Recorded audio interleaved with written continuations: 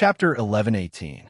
When Liching was a little embarrassed to be seen through, she put on his coat and stood outside the car door, asking, "Then where should I go now? Anyway, you're a visiting professor of the medical school. You don't look like a professor at all. Find a hotel to stay in and tidy yourself up.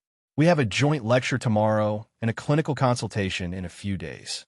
After that, you can deal with your relationship affairs. When Linhan is in T-City now, he won't lose his face. What are you afraid of?" "I'm not afraid of losing his face. I don't explain. I don't want to hear any explanation now. I know you just said you would go with me. Don't go back on your words. Get in the car now." When Liching hesitated for a moment, but she still walked forward, sat in the car, and then gathered her clothes. The senior brother also got into the driver's seat. When he closed the door, it was very quiet in the car, and only the breathing of the two people could be heard. He didn't drive immediately but sat in the car for a while. After a moment of silence, he said in a low voice, "You once said that when Linhan is a very good brother. Whether you thought you were biological brother or sister, or later found out that you were not related by blood, he is as good to you as ever. Like all the elders in the family, he loves you as the apple of his eye." When Liching lowered her eyes and said in a muffled voice, "Yes. So he keeps saying that you are just his sister and will not surpass this relationship at all. Then why did he suddenly fly to T-City, and why did he treat you like this today?" When Liching didn't speak anymore, the senior brother started the engine and drove the car away. After driving the car away, he said indifferently, "I think it is you who should be calmer. You have never understood when Linhan.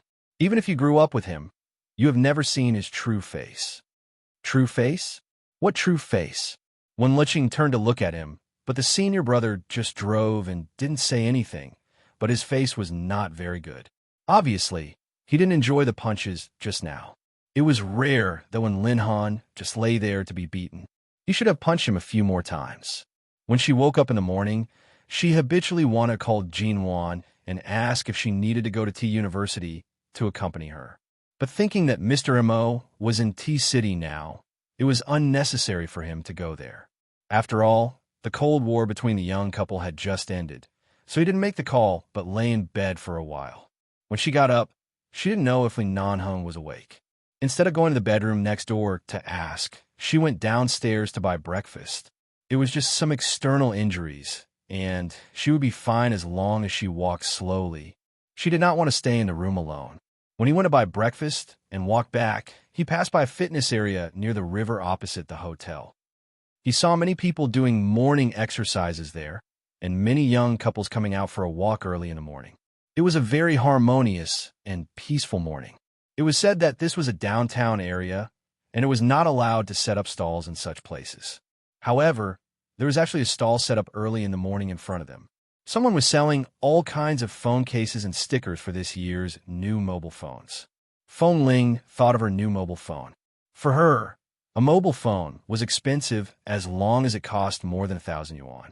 Such an expensive mobile phone should be well protected. So she walked over, chose a phone case that looked sturdy, and spent another 10 yuan to ask someone to help her stick a sticker on the screen of her mobile phone.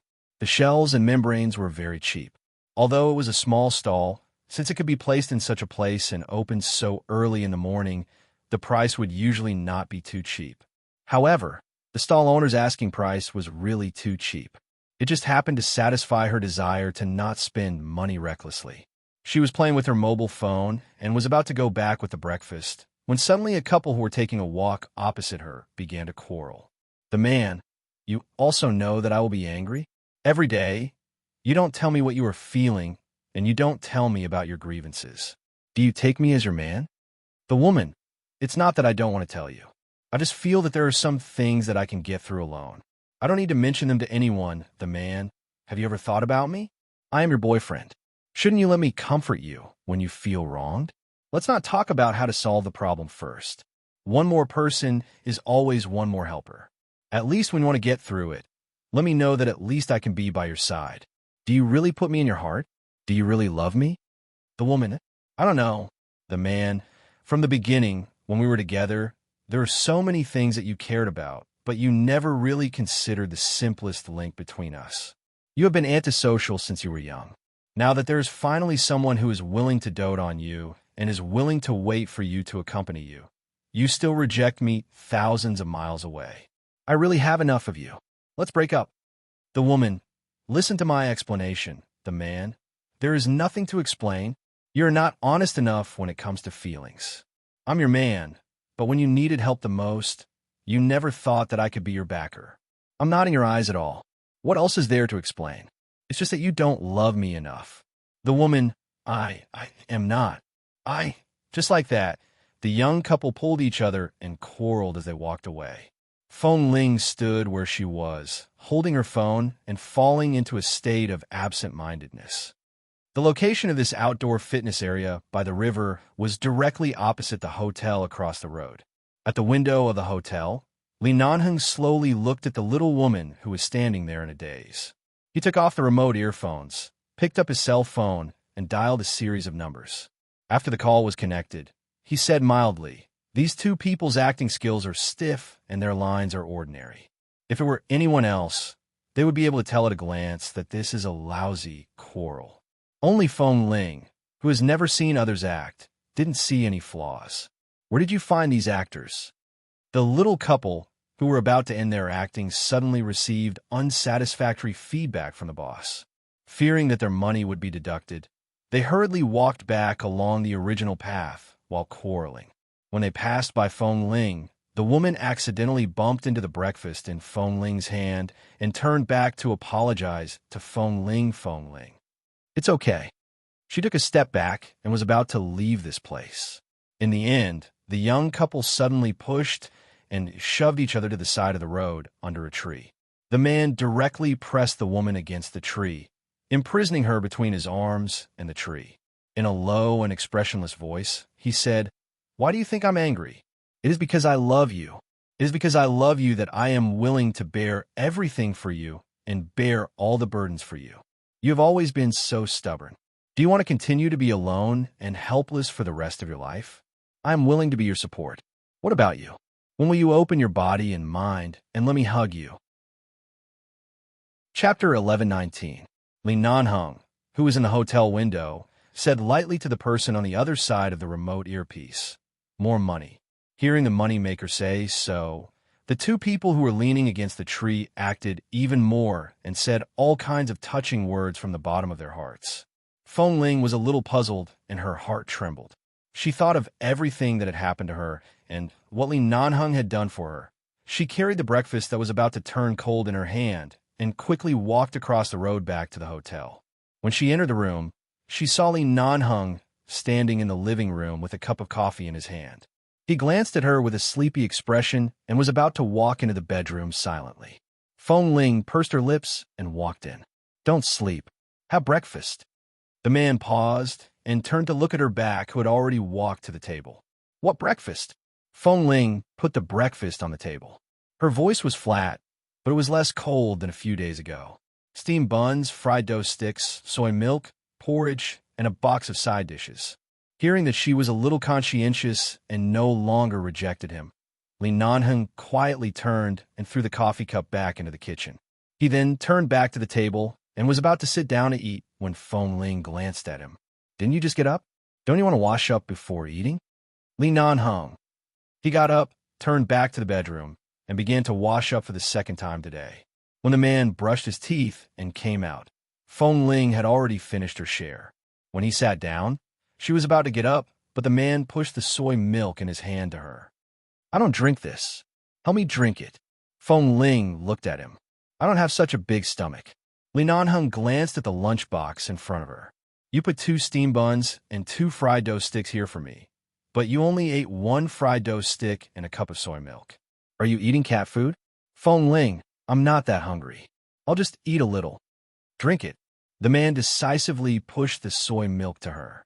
Feng Ling glanced at him and then at him. She saw that the man had already picked up the bun to eat. The way this man ate was very good-looking. It was not overly pretentious and elegant, but it was also not wolfing down the food. In short, it was that kind of manly. She had no choice but to take the soy milk, insert the straw, and drink 2 more mouthfuls. "What are you thinking about?" Li Nanheng looked at her as he ate, and there was a meaningful smile in his eyes. "When I woke up, I didn't notice that you went out. You An injured person ran out to buy breakfast. Have I trained you to be too independent over the years? You don't even give others a chance to enjoy being relied on. Feng Ling only drank the soy milk and did not speak.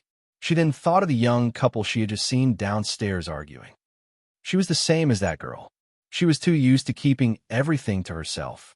She was used to not bothering others. Even if something really happened, she would keep it to herself. She was unwilling to say a word to others. However, if a person was willing to do anything for her and bear everything for her, but she often rejected him because of various reasons, wasn't she really too much? Li Nanheng did not express his dissatisfaction and anger like that man, but that time, he whispered in her ear and asked her to remember what she said.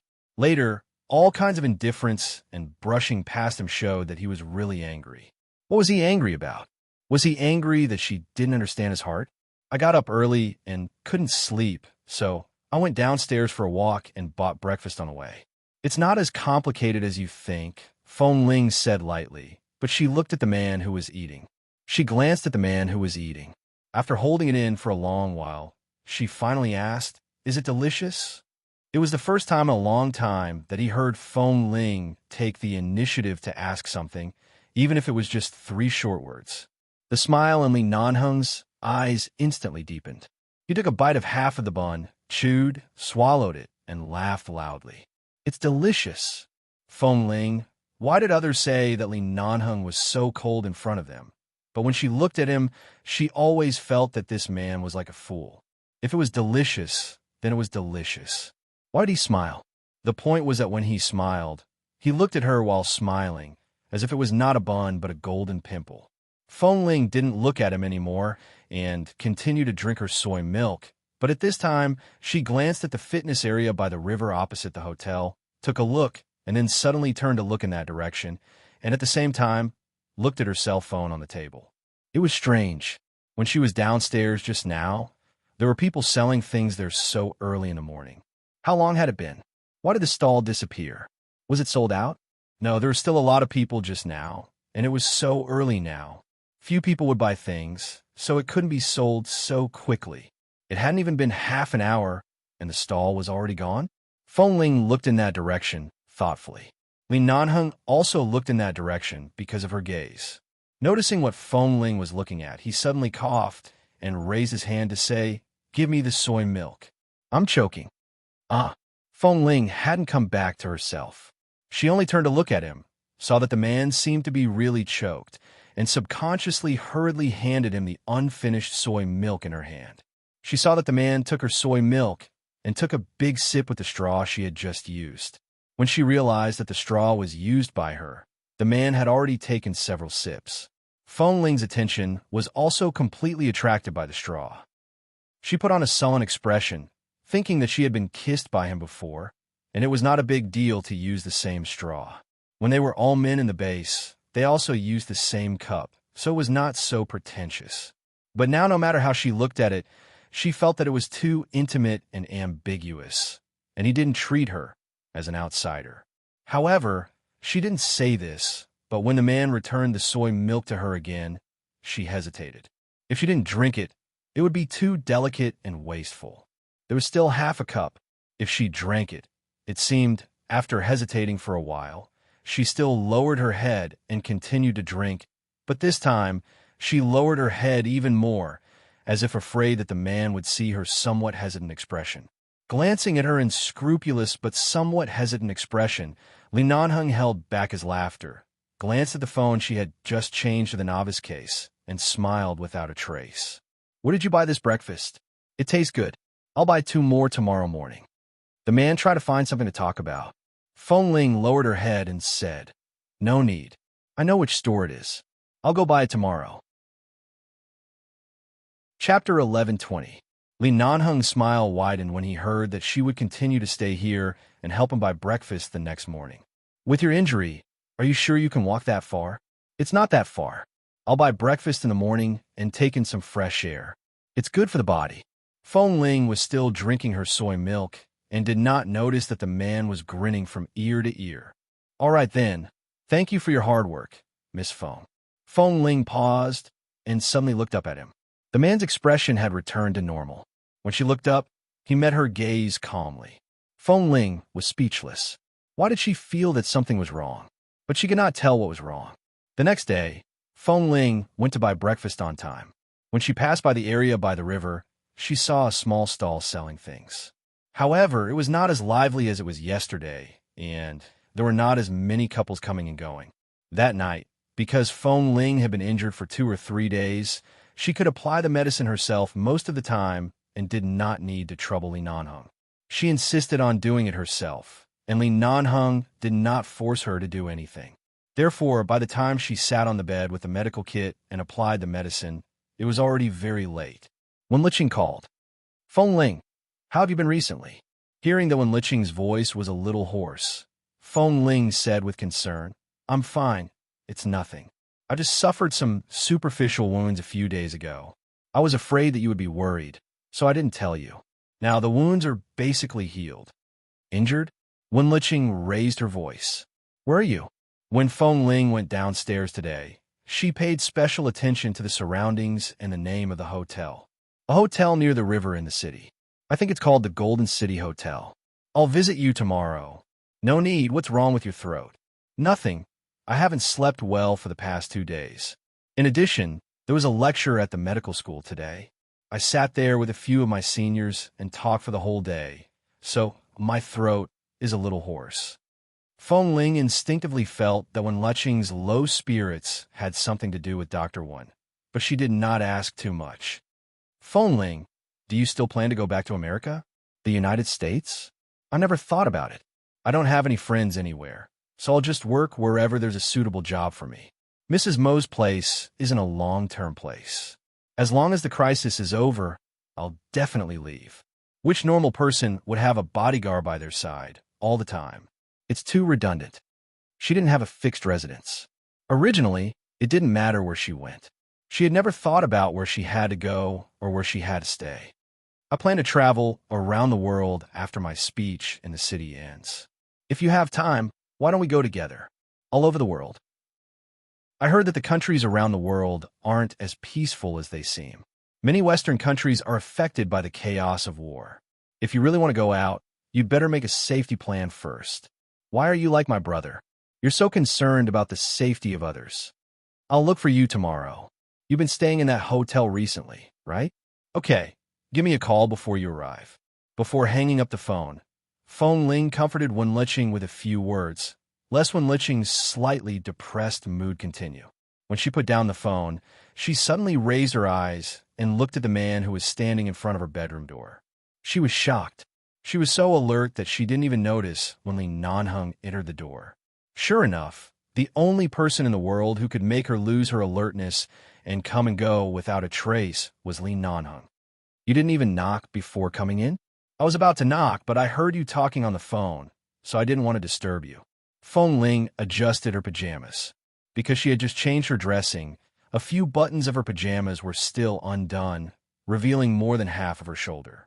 She adjusted her pajamas without batting an eyelid. "It's already so late. Why are you looking for me?" Li Nanheng did not enter. He was still leaning against the door frame. "Wen Liqing wants to go out for a walk and wants to bring you along?" "Yes." He smiled. "You haven't been out before. At most, you've been to 2 or 3 places when you were on missions, and most of the time, you were with the people in the base. How do you know that there are so many unknown dangers out there? You're usually so arrogant, but now you know how to persuade Wen Liqing not to wander around and scare her with all kinds of dangerous words about war-torn countries. You don't want her to go too far, so you want her to stay and continue to create opportunities with Dr. Wen, right?" "Feng Ling, I didn't think so much." Li Nanheng's cold brows moved slightly. "I've never heard you speak so gently to anyone. You're so patient and comforting and coaxing. It seems that you have a good relationship with Wen Liqing." As he spoke, the man stood up straight and strode towards her. Feng Ling saw him approaching and suddenly did not know where to put her hands. She subconsciously touched the medical kit beside her. "What are you doing?" She paused and said, "Li Nanheng, it's very late now. Why aren't you busy with your own things or resting in the bedroom? Why are you here?" The man stood in front of her, bent down, and leaned over little by little. Feng Ling's hand clenched on the medical box. She was not forced to retreat by his aura, but her eyes were obviously a little guarded. His breath came closer and brushed through her pores.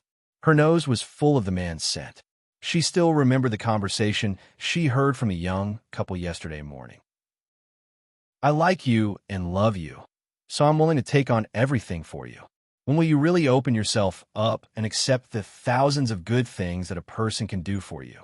When she came back to her senses, the man was only a finger away from her. He stopped moving. She looked at him, and her eyelids twitched. Miss Feng. What? She was really uncomfortable with the words, Miss Feng. She felt that every time this man called her these 3 words, it was as if he had bad intentions.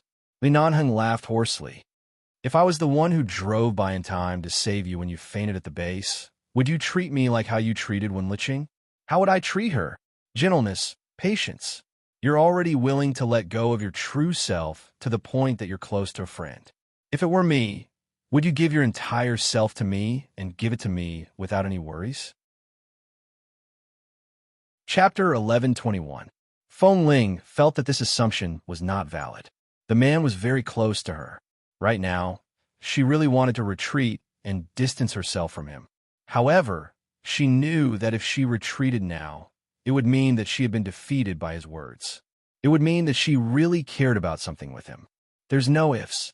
I'm very grateful to Miss One for extending a helping hand back then, so it's only natural that I can open my heart to her now. Feng Ling turned her face away slightly to avoid being kissed by him.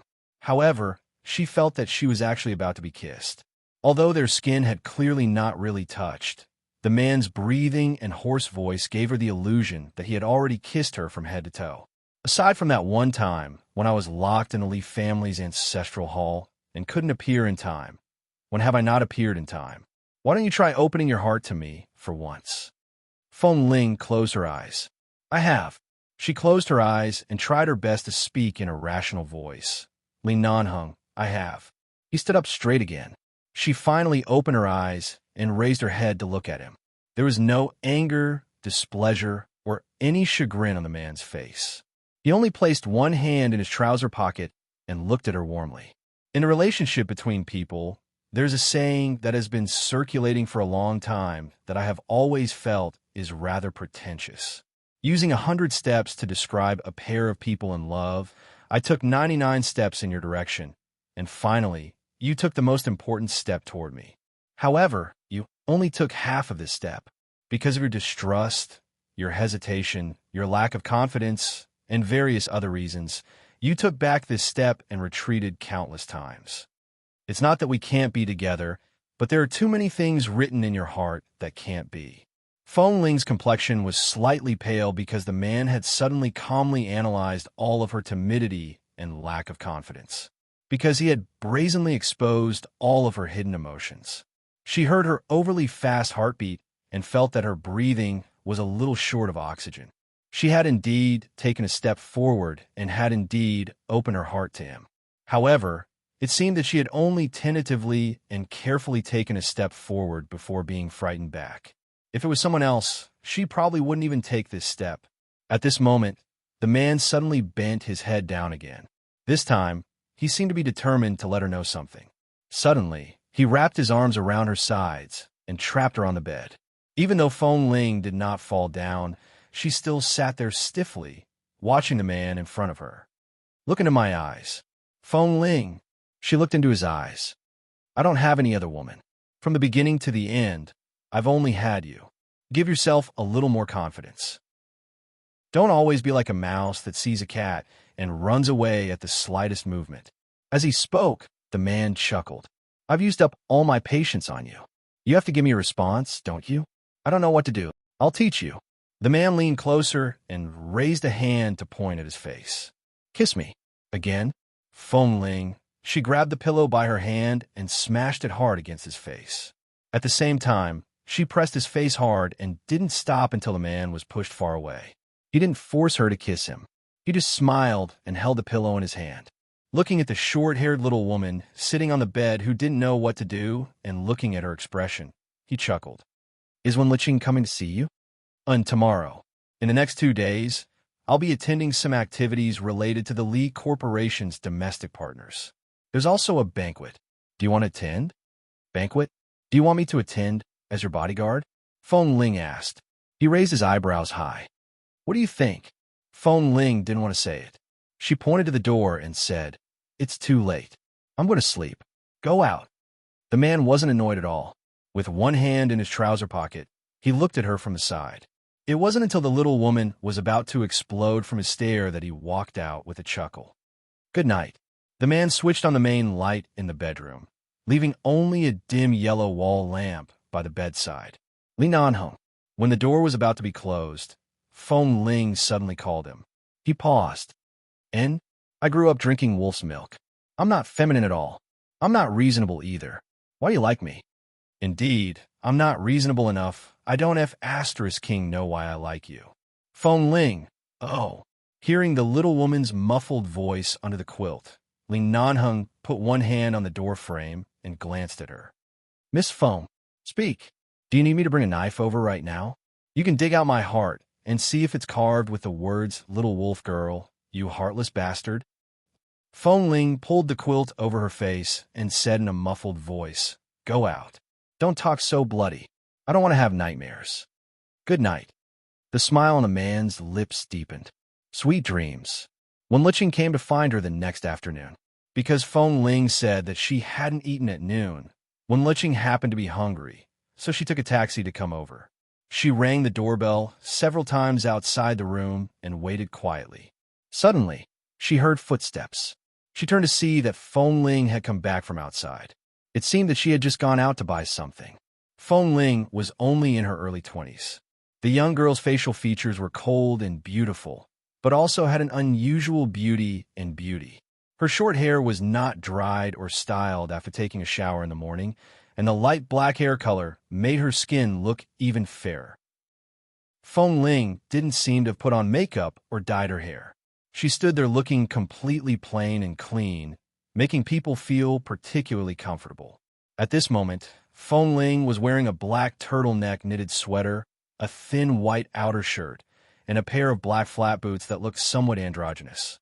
She didn't wear any accessories from head to toe, and she didn't even wear a watch on her wrist. She was holding a beige handbag in her hand, which seemed to contain the things she had just bought. From a distance, it seemed to be just some daily necessities.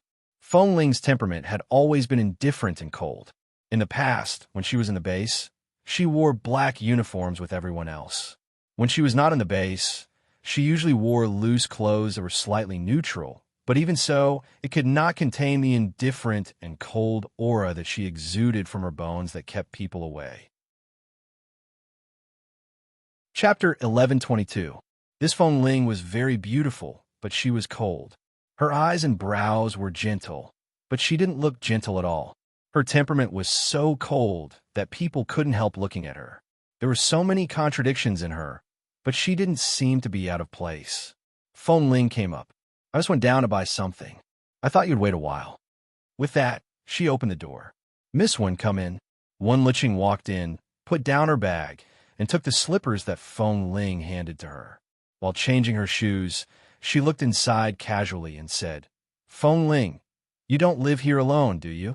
I haven't asked much about you recently because of my own affairs. I don't know when you moved out of my house, nor when you came to this hotel. Feng Ling paused. I moved in a few days ago. Several old enemies who chased me when I was on a mission in the United States found me, but fortunately, they were not seriously injured. Wen Liqing changed her shoes and walked in quickly. When she was about to take Feng Ling's arm, she felt that Feng Ling stiffened slightly. She realized that Feng Ling's arm was also injured, so she softened her movements. Where are your injuries? Let me see. No need. They're almost healed. I'm a doctor. Let me take a look. Only when I know what's going on will I feel at ease. Hearing her say so, Feng Ling didn't stop her. Wen Liqing opened her clothes and pants to check her injuries, and then looked at the almost invisible strangulation mark on her neck, and she nodded. Sure enough, it's just a superficial wound. Those people dare to run amok in the United States, but they shouldn't be so bold here. It's not easy to transport guns here. Otherwise, if they really chased me, I don't know what would happen. And indeed, When Liqing walked a few steps in this large room, looked around, and said, "This room is too big. It should be the best business suite in this hotel. There are more than 2 or 3 bedrooms, which is larger than the space of ordinary residential families. Even if you're not short of money, you shouldn't come out to live in such a room. And I think—" She glanced at a pair of gray men's shoes at the door. "Here, there should be another man living with you, right? Feng Ling, I thought you knew." When Liqing stopped and turned to look at her. "Would I know? Does he know which man you are with? How would I know? I can't even take care of myself these past few days. I'm only staying here temporarily to recuperate from my injuries. Moreover, I'm currently being hunted by someone, so it's indeed more suitable for me to stay with him. Otherwise, it'll be easy to implicate others. Besides, there are so many bedrooms here. It's not a big deal if we all live in our own rooms. Who is that man? Do I know him?" In fact, Wen Liqing was not too surprised that Feng Ling had a man by her side to take care of her. After all, although Feng Ling's personality was a little cold, many men liked this kind of silent, aloof, and uncontrollable woman. For them, such a woman was more challenging. In the past, she had seen many male colleagues or friends around her who had been bleeding in pursuit of a high mountain flower, saying that they liked this kind of personality. Feng Ling's personality was very quiet, but especially outstanding. Not to mention men would like her. Even the same sex would not hate her. Li Nanheng. Wen Liqing thought of many possibilities, but the only one she didn't expect was Li Nanheng, who was 1,000 miles away from Feng Ling. "Feng Ling, between you and Nanheng." She looked at Feng Ling and asked, "Is there any result between you and Nanheng?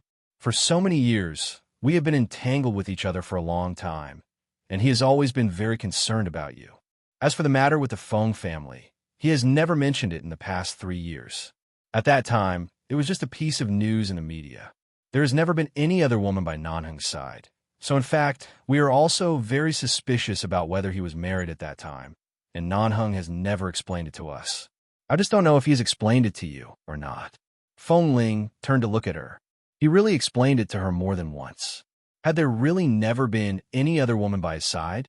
If he was really married, it was impossible that no woman had ever appeared by his side, not to mention that Nanheng usually came and went to the base. There were so many people, and there were so many people. If there was really a woman, the so-called Mrs. Li, it must have been seen by others. However, it seemed that it was really as Nanheng said. He didn't have any other woman. Feng Ling. Los Angeles is not a small place. If the news that was uploaded by the media was false, the Feng and Li families should have long refuted the rumors. Whether it is true or false, there is no need to pursue it. Why is there no need to pursue it? If Nanheng really hasn't married any other woman, it means that you have misunderstood him all these years. It means that the two of you have been delayed for 3 whole years. Now that the truth is out, shouldn't you rush back into his arms and live a loving life with him? Look, there is a little problem with you, and Nanheng has been watching over you. Where can you find such a man? Don't make it so complicated. This time, I only have a superficial wound. He doesn't want me to be alone outside, so he asked me to stay here. It's not what you think." Wen Liqing looked at her, as though she was looking at a melon. "Can you tell me, have you ever been serious about Nanheng?" Feng Ling was silent for a while and did not answer. It was not until Wen Liqing came over and stared directly into her eyes, as though trying to see through her, that Feng Ling answered in a low voice, "Yes." Wen Liqing instantly smiled. Recently, because of her brother, she had not smiled like this, but now she was in a good mood and said with a smile, "That's easy. In fact, he and I are too familiar with each other in the base. Perhaps at that time, because I was the only woman in the base, he had no other place to express his feelings, so he just made do with me." Wen Liqing, it was said that men's EQ was not as high as women's, and the words blockhead were often used to describe men. But now, these 4 words were really appropriate to describe Feng Ling. Make do with me? Do you want to say that you just made do with me? Maybe. Wen Liqing's eyelids twitched, and her eyes inadvertently swept at the person who suddenly pushed the door open. Chapter 1123. Knowing that Feng Ling was deliberately being stubborn, Wen Liqing couldn't help sweating for her and subconsciously cleared her throat to remind Feng Ling to pay attention to her words. Feng Ling still looked at her calmly. There's so many men in the base. People like me who haven't developed feelings from the beginning are easily taken away by others. Perhaps if it were someone else who liked me and treated me well, I might have responded seriously. How is that possible? Xiao Fei should have told you before Boss Li did, right? Have you ever fallen in love with Xiao Fei? Wen Liqing said and winked at Feng Ling, reminding her that there was someone behind her. Feng Ling fell in a deep thought and then answered seriously, maybe it's just because Boss Li is a little more handsome than Drill Master Xiao. Boss Li is sure to win. Wen Liqing squeezed out a smile. Really? I think Xiao Fei is also very handsome. Please, Feng Ling, if you could say that Boss Li is more handsome, or even if you could say a few words to defend Boss Li on the matter of whether he is handsome or not, perhaps this situation will not be too serious. Don't be stubborn and court death. However, Feng Ling leaned against the coffee table and held her chin seriously with one hand. Indeed, maybe if I had thought about it a little, maybe now I and Drill Master Qiao have already passed our 3-year anniversary. Wen Liqing smiled. If she didn't court death, she wouldn't have died. She really couldn't be saved. Speaking of which, in addition to Boss Li's handsome appearance and high status, he is nothing more than a devil who has bullied me in the base for many years. What on earth made me fall in love with him? Come to think of it, the last thing I should have done was when Liqing suddenly stared at the direction behind Feng Ling and suddenly raised her voice. Nan Heng. Before Feng Ling finished speaking, she was about to say the second half of the sentence when her voice suddenly froze. She turned around and looked back. The man in a black shirt was standing quietly, unhurriedly rolling up the cuffs of his shirt. At the same time, he gave Wen Liqing a faint smile and greeted her in a normal tone. Isn't your brother also in City C? Why does he have time to come here? As he spoke, the man approached with his strong and slender legs, but his eyes did not look at Feng Ling. You've been in Sea City for some time. When do you plan to return to America? All the words were directed at Wen Liqing. I've signed a contract with a medical school in the city. I have to stay there for at least 3 months before I can move. Wen Liqing felt the atmosphere was a little awkward, so she gestured to Feng Ling to explain quickly. When Li Nanheng walked past, he glanced at the coffee table. He seemed to be smiling politely, but his voice was indifferent. Miss Wen, what would you like to drink? I see that your complexion is very ordinary. Forget about the drinks. How about a cup of tea? There are all kinds of flower tea in this hotel. It's a good choice for ladies. Anything is fine, Wen Liqing answered eagerly. 5 minutes later, Li Nanheng came over with 2 cups of high-quality roses and placed them on a coffee table in front of them. Wen Liqing quickly said, Thank you.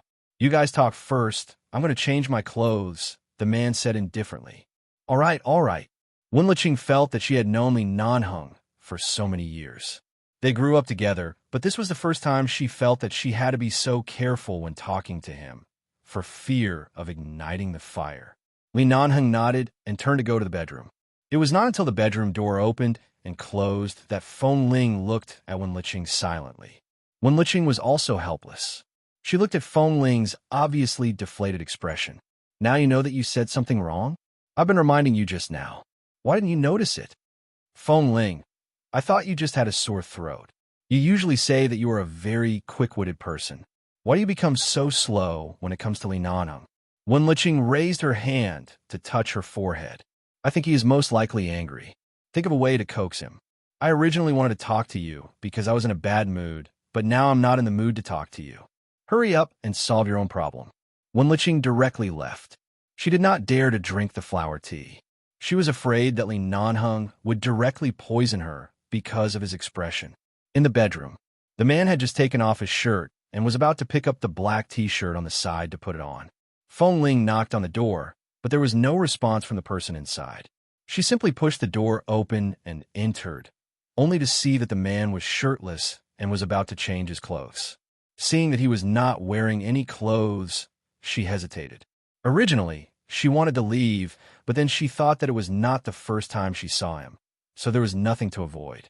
However, she didn't know whether it was good to go in like this, so she stood in front of the door and hesitated. The man had just picked up the t-shirt and turned to look at her. "What's the matter?" Ling pushed the door open and walked in. She tried her best to shift her gaze away from the man's perfect figure. She stared at his lowered profile and asked, "Are you angry?" "Why am I angry?" Ling approached a little and asked tentatively, "Did you hear what I said to Miss Wen just now?" Her mood instantly sank a little. "I didn't mean that." Li Nanheng spread out the t-shirt in his hand, put on his head, and very quickly put on his clothes. At the same time, he turned to look at her indifferently. "What do you mean?" "What I said just now, I just said it casually, but what I thought in my heart is not what I expressed with my mouth," he nodded. "So what you're saying is that the only good thing about me is that my appearance is also fake, and I have nothing good about me? No, are you really angry?" The man raised his eyebrows indifferently and glanced at her indifferently. He seemed to find her question very funny. "You're right. There are so many people in the base, but only 2 people found out your gender. Perhaps as early as before me, if more people found out and more people pursued you, I would have nothing to do with it.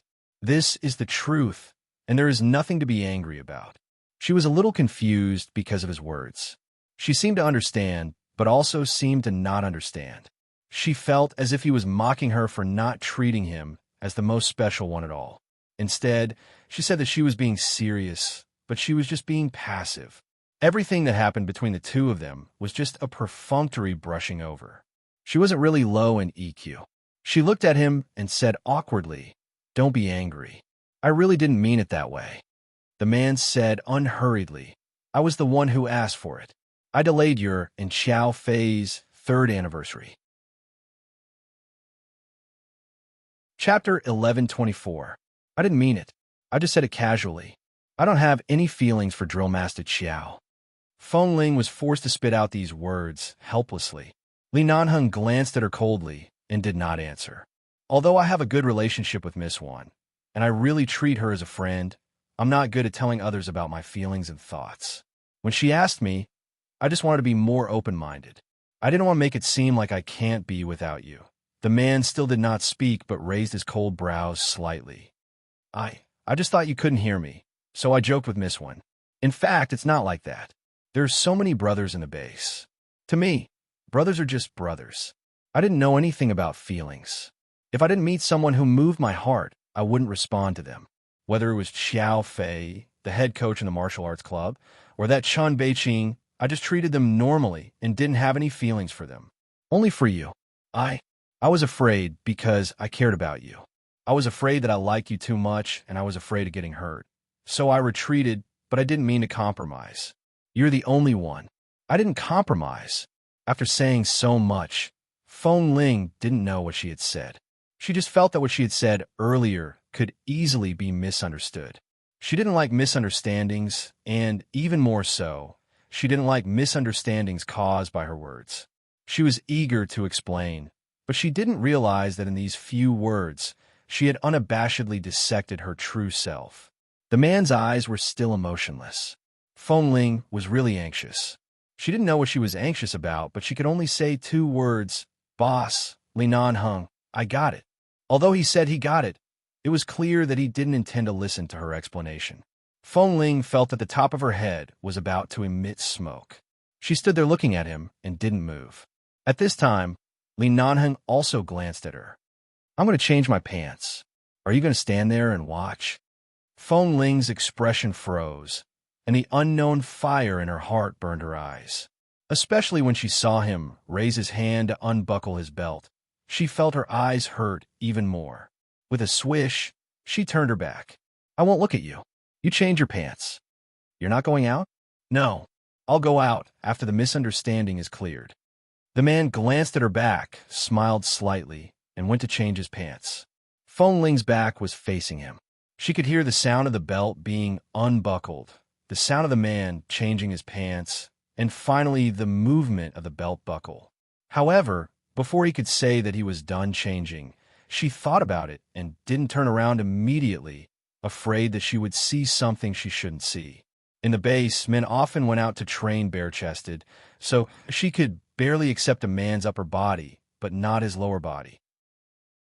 Seeing that she was still standing there stiffly, Li Nanheng casually took off the watch on his wrist and placed it on the bedside table. He said, "You also know that you were misunderstood, so you tried to explain it clearly. The feeling of being misunderstood is not good. So in the past 3 years, you hid for 2 years and denied everything that happened. No matter how indomitable a man is, his heart is not made of stone. You threw my heart to the ground so many times. How do you think I feel?" Feng Ling frowned and turned back to look at him. "Even the words that come out of your mouth can be against your heart, let alone the things that the media exaggerated." The man looked in her eyes and said, "Although there is no smoke without fire, and the media wouldn't report it so openly without a reason, have you ever given me a chance to explain? Right now, I'm standing in front of you. You want me to listen to your explanation. Even if you don't want to go out, you have to make it clear. You also know that you feel wronged and anxious. Then how did I spend the past 3 years? And Feng Ling, have I explained it to you? Do you believe me? If I say that I didn't marry another woman and that from the beginning to the end, there was only you, Feng Ling, would you believe me?" Seeing that she suddenly fell silent, it was as though all the high walls in her heart had collapsed in an instant. Seeing the determination in her eyes suddenly crack, Li Nanheng didn't know whether to be angry or distressed. He looked at her. "Come here." Feng Ling didn't move, but just looked at him. The man raised his handsome brows at her. "Are you still unwilling to take a step toward me?" Feng Ling paused, raised her feet slightly, and then slowly took a step toward him. This step was not very big, and there was still at least 2 meters between them. She looked at him and took another step until she was right in front of him. The man looked at the woman who was finally willing to take a step towards him. Her eyes were filled with the grievance and anxiety that she had held back for 3 whole years. Her eyes were a little red, but she refused to let the tears fall. She just looked at him. "Look at your aggrieved appearance." Li Nanheng looked down at her and raised his hand to rub her head. "I'm not that unconfident. Who cares about Xiao Fei? Who cares about those messy people? As long as I'm around, you can't just make do with it. You can only love me dearly. Otherwise, why would you be afraid to this extent? Feng Ling, how can you be so shameless?" Li Nanheng sneered. "If I'm shameless, how can I get a wife?" Feng Ling said angrily with reddened eyes. "So you did it on purpose just now?" Li Nanheng raised his brows. She couldn't continue speaking. Regardless of whether he did it on purpose or not, she was the one who started the problem.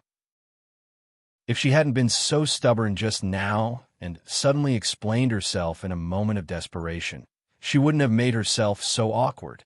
She was just short of forcing him to dig out her heart for him to see, just like he did. The man's hand caressed her head and then paused on the back of her head. He then lowered his eyes to look at her reddened eyes. "Yo, you're crying?" Feng Ling, "No." Li Nanheng smiled. His cold, slender fingers gently lifted her chin. He lowered his head to approach her and looked in her eyes. "You're clearly crying. The fact that you're crying means that one of the words you said earlier is true." "Which one?" "The one where you said that you have to marry me." Feng Ling, she was so angry that her tears, which were about to burst out, immediately retracted. She was about to speak when the man smiled and opened his arms to pull her into his embrace. He bent down to place a kiss on her forehead. "All right, I'll only allow you to cry this time. I won't let you cry in the future." Chapter 1125. If the knot in her heart was really opened, it would really be opened. Feng Ling was not such an awkward person. However, the key point was that Li Nanheng was a little too enthusiastic. If they had made up, then so be it. If he had anything to say, he could just let go and say it, but he still pressed her down on the bed and kissed her hard. She tried to dodge, but could not. The man pressed her down on the bed, gagged her, and nibbled on her for a long time, saying that she had to return all the things she owed him in the past 3 years. Who owed him 3 years? Who owed him? Feng Ling wanted to kick him, but the skills she learned were all taught by him. Any movement was equivalent to 0 to him. Instead, she was bound even more tightly by his iron arms. He kissed her lips and the corner of her mouth domineeringly. She was so angry that she tried to bite him, but the man drove the tip of his tongue straight in, kissing her until her scalp went numb. In the end, she simply stopped struggling and just lay on the bed to look at him. Seeing that she wanted to stretch out her cat claws, but could not do anything to him, Lee Nanhung kissed her lips twice and kissed her face a few more times as if it was not enough. In the end, he turned over and held the slender little woman in his arms. He buried his face in her neck that emitted a cold fragrance and let out a long, comfortable sigh. Even though the man did not say anything, Feng Ling could clearly feel that he was in a very good mood. It was a very, very good kind. She lay there and let him hold her. She recalled the scene when Lee Nanhung went to Boston to look for her. She recalled how she had been hiding after being chased out of the base, and how they had been entangled for nearly a year. She recalled how this man, who was seriously injured in the Boston jungle, was still able to raise a gun to help her subdue the enemy in her moment of crisis. She recalled how he gritted his teeth and coldly asked her to remember what she said when she rejected him again and again. Feng Ling only felt that her heart trembled violently, as though it was being held in someone's hands. Her breath was held in her body, unable to come out or go back. I've held this breath for 3 years. Now it feels good. The man just held her like this. He did not say anything, nor did he continue to do anything. He just spoke comfortably as though the turbid air had finally been released. Feng Ling bit her cheek silently and inadvertently tightened her grip on the man's t-shirt. She couldn't help smiling. At this moment, the man suddenly lowered his head to look at her. Feng Ling immediately flattened the corners of her lips and continued to maintain a calm expression. Lee Nanhung ignored her expression and happily kissed her forehead. He then continued to hold her and let out a long, comfortable sigh. Comfortable. It was comfortable again.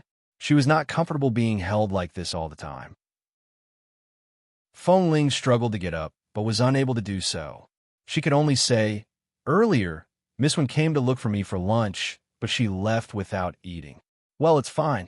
She's not an outsider. I'll just find time to make it up to her." The man hugged her and refused to let go. His voice was low and hoarse, but strangely, she could tell that he was still very happy in his heart. "Feng Ling, I haven't had lunch either. What do you want to eat?" The man looked down at her again. "Eat anything in the hotel, or you can eat in the room. Then ask the hotel staff to send it up." "Wait." Lee Nanhung rubbed her head, messed up her hair, and got up to pick up the phone. Feng Ling finally regained her freedom. She got up on the bed in his bedroom and turned to look at the clothes on the man's body. She recalled the scene when she came in and saw him changing his clothes. She glanced at her own clothes that were slightly wrinkled by him and got up to walk out. There was lunch and a buffet in the hotel. Coincidentally, it was lunchtime. She made a call, and in less than 10 minutes, the staff came in with a dining cart. After placing the main dishes and side dishes on the table, the staff pushed the dining cart out. Feng Ling had just returned to the bedroom to call Wen Liqing. After confirming that Wen Liqing had left to find her senior sister for lunch, she was relieved to know that she had someone to accompany her. When she walked out of the bedroom, Lee Nanhung happened to come over and was about to call her out for lunch. The two of them looked at each other. The smile in the man's eyes did not disappear, causing Feng Ling's mood to be slightly stirred. She coughed and looked at the table. "Why are there so many dishes? There's a banquet in the hotel today, and the kitchen has prepared a wide variety of dishes. The people in each room have ordered food, so they have prepared it together. Usually, it's not so sumptuous." Li Nanheng gestured for her to sit down. Feng Ling walked over and sat down. Seeing that there was even matsutake soup on the table, she guessed that the person holding the banquet in this hotel today should not be ordinary. Then she recalled that Li Nanheng said that he had to attend an event with a partner related to the Li Corporation today. He did not say whether it was in this hotel or somewhere else, but he did come back quite early. He was so early that she almost got angry when she was unprepared. Li Nanheng sat down and watched as she carefully placed the tableware and then scooped some soup to drink. From the looks of it, she was really hungry. When she was hungry, she would not make excuses. It was probably because she was used to living in the base. When she was hungry, she would eat. When she was thirsty, she would drink. There was no need to be shy about anything. Everyone was comfortable. Previously, because of her words that she might be dating Xiao Fei for 3 years, although his impetuous mood had been soothed, Now that he saw her eating, the ice and snow in his heart really melted. This mood came out of nowhere. He even felt that the little woman in front of him, with her soft and clean light black short hair, looked more and more pleasing to the eye. She no longer looked at him coldly and looked even more beautiful. I have to go to a meeting in the afternoon. I'll probably be back after dinner. You can eat by yourself tonight. Oh, Feng Ling responded as she ate. When they had just reconciled, didn't they look like a young couple who had been separated for a long time and should be very clingy? However, this attitude of Feng Ling's made Li Nanheng not know whether to laugh or cry. Don't you want me to come back earlier? I do, but it's rare for you to be busy with matters outside the base. Elder Li's health is not good right now. No matter how much you reject the Li family's matters, there will inevitably be a lot of things to deal with. You already said that you will come back after dinner. Should I ask you not to go? Feng Ling said as she scooped a bowl of soup for him. Then, to show my sincerity, I'll reward you with a bowl of soup. Li Nanheng picked up the soup in satisfaction, but he said, You are obviously not sincere. Then how do you want me to show my sincerity? I haven't run away with other men in the past 3 years. Is that not sincere enough? Chapter 11:26. That's because you met the best man when you first opened your eyes. No one else can enter your eyes, the man said as he blew at the soup in the bowl and took a sip. Feng Ling, so shameless. Wash up and wait for me to come back tonight, the man suddenly said when he put down the bowl. Feng Ling had just picked up a mouthful of food and was about to put it into her mouth. Hearing his words, she paused and looked up at him. What? The man glanced at her meaningfully. What? What did you say just now? Wash up and wait for you. Feng Ling glared at him. Li Nanheng, is your purpose? Don't you take a shower before going to bed? Yes. So what I said is wrong? You usually go to bed after taking a shower. I told you not to sleep so early after taking a shower and wait for me to come back. Is there a problem? Remember to pay attention to the 2 more serious wounds when you take a shower. Try not to touch water for the time being. Seeing that she was holding a pair of chopsticks and looking at him without eating or speaking, Li Nanheng smiled. What did you think I said just now? Feng Ling did not answer, but lowered her head and ate 2 mouthfuls of food. When she recovered and returned to Mrs. Mo's side, she should find Xiaoba and Mrs. Mo to learn how to play tricks in front of man. Otherwise, she would really be controlled by Li Nanheng. In the afternoon, Li Nanheng went out as expected. Feng Ling changed her dressing and had nothing to do. Although she was only a transfer student, she still had to take the exam with Jean Wan. Whether in front of Mrs. Mo or Mr. Mo, she couldn't rely too much on them. After all, she couldn't be too good at superficial grades. So yesterday, she asked the hotel staff to bring 2 books from the dormitory and sat by the window to read and do the questions. Because Li Nanheng said he would come back after dinner. In the evening, Feng Ling was sleepy from tutoring, so she simply closed the book and curled up on the sofa by the side to take a nap. As a result, she slept for more than 3 hours. During the meeting, the new secretary of a CEO of a partner spoke to Li Nanheng from time to time, occasionally handing her documents and occasionally standing eagerly by her side to tell her the details of the cooperation and the exhibition on the big screen in front of her. Li Nanheng just stood there silently, looking at the exhibition in front of him. He had no interest or patience in this Secretary Chen, who was full of the smell of perfume. Secretary Chen watched as this CEO Li stood at the side of the crowd with an indifferent expression. He was clearly today's honored guest, but he insisted on standing at the furthest point from the crowd as if it had nothing to do with him.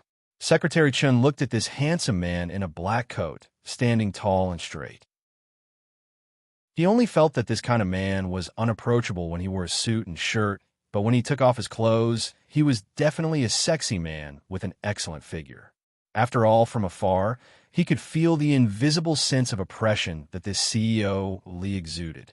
Even if he did not express any oppressive intent, just by standing here, some people's aura was already different from others. She also heard that this CEO Li had an unusual identity in America. Even though she did not know what his identity was, even their CEO had to be respectful to people from the Li Corporation. It was clear that his status was not simple. She was a university student who had just graduated. In order to climb all the way to the position of CEO secretary, she had used all kinds of means. Now that she had finally sat in the position she wanted, she looked at the 50-year-old CEO and then looked at this CEO Lee.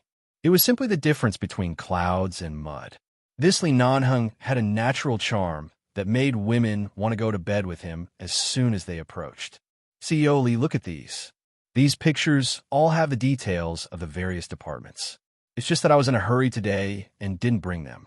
How about after this meeting?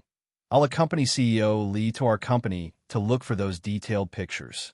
Then we can go out for a meal alone. I'll tell you about these in detail during the meal. The air was mixed with the smell of various perfumes. Under the rising heat of the air conditioner, Lee Nanhung felt even more disgusted with these women who approached him. He glanced at the time on his wrist. After a moment, he finally looked at the woman who had been chattering nonstop. The Lee Corporation did not directly accept your company's bidding documents. The detailed pictures and whatnot are being screened by the various departments of the company. Before they are accepted, it's still too early to show me these trivial things. Secretary Chun immediately smiled tactfully. When she looked at him, there was light in her eyes. She said sweetly, CEO Lee, I'm very confident in our company's exhibition pictures. If we didn't have a first-class design team, we wouldn't be so confident. If you come with me to see these detailed pictures, I'm sure you'll be even more satisfied. Lee Nanhung's expression was indifferent. He picked up the champagne from the side and expressionlessly turned to leave. It was as though he had not heard her words at all. Secretary Chun saw his indifferent expression and was about to rush over. However, at this moment, two bodyguards dressed in black appeared out of nowhere and directly blocked her way. Hey, what are you doing? Secretary Chun saw that they were deliberately blocking her way and immediately widened her almond-shaped eyes in anger. The two bodyguards expressionlessly continued to block her way. They did not speak or explain until Lee Nanhung was far away. After confirming that this love-struck secretary would not find an opportunity to pester him again, the two of them silently retreated. Secretary Chun rushed into the crowd again. After looking for a long time, she could not find CEO Lee. She immediately stomped her feet in anger. Perhaps learning about financial knowledge was really an effective method of hypnosis. Feng Ling slept especially soundly. In the end, she was still woken up by a phone call. She groggily picked it up and heard a familiar voice. I'm going back soon. Have you eaten tonight?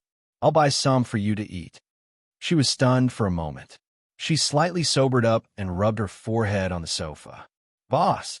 Her voice was somewhat hazy and hoarse, as though she had just woken up from sleep. Lee Nanhung paused on the other side of the phone. Were you sleeping earlier? I accidentally fell asleep. Feng Ling sat up and glanced at the time. I slept from 5 o'clock until now. It's actually already 8 o'clock.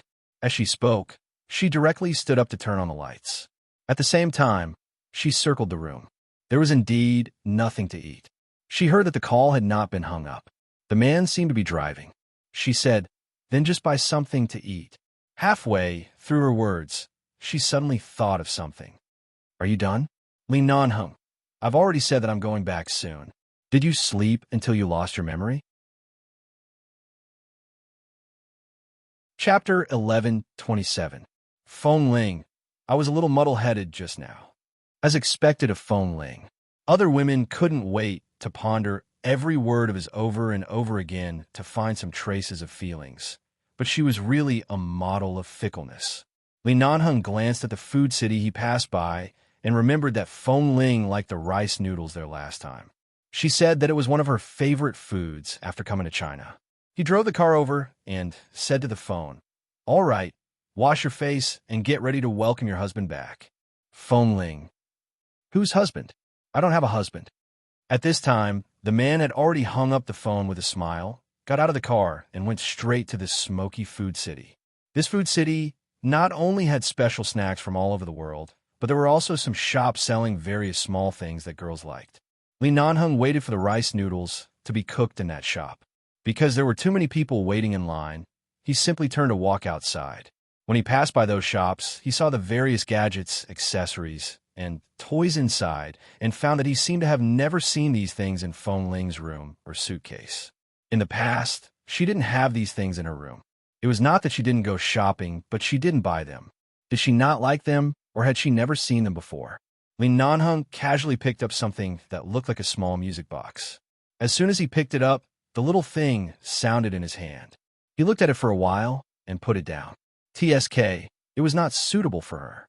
If he bought it back, it would probably be smashed by her in a few minutes. He turned to look at the handmade, knitted scarves on the side.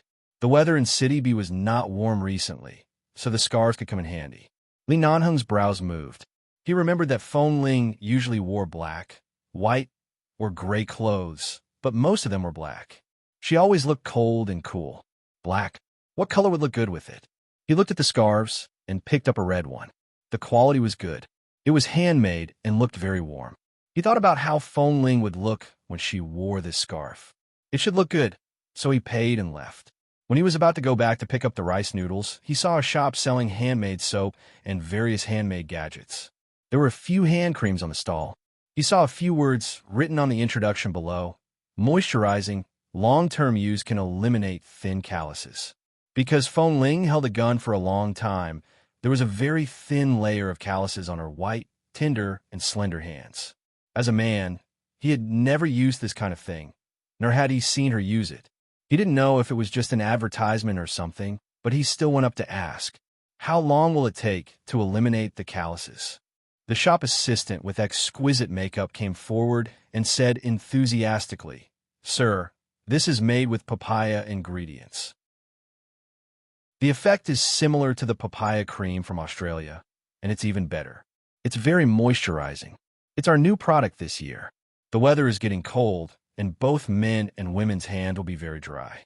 It's good for the skin to apply some hand cream. It was followed by a long string of descriptions that only women could understand, but Li Nanheng could only understand a few words. Persevere, the thin cocoon will slowly soften until it disappears. In the past, Li Nanheng didn't think there was anything wrong with the thin calluses on Feng Ling's palms. She had been training in a base for a long time and didn't get tanned. It was just a thin layer of calluses on her palms.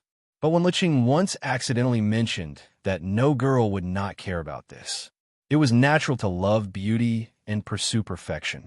After listening to the shop assistant's extravagant advertising, Li Nanheng didn't say anything more and bought two. He then went to take away the cooked rice noodles and drove back to the hotel. Since this man bought the hand creams, the shop assistant's eyes almost never left him. They saw that he actually went to buy a bag of rice noodles and then walked out. Then they saw the car he was driving and thought of the trench coat and suit he was wearing just now. They knew that he was definitely not a simple person.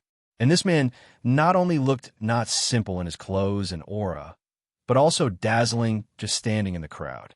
But he actually just bought a bag of rice noodles.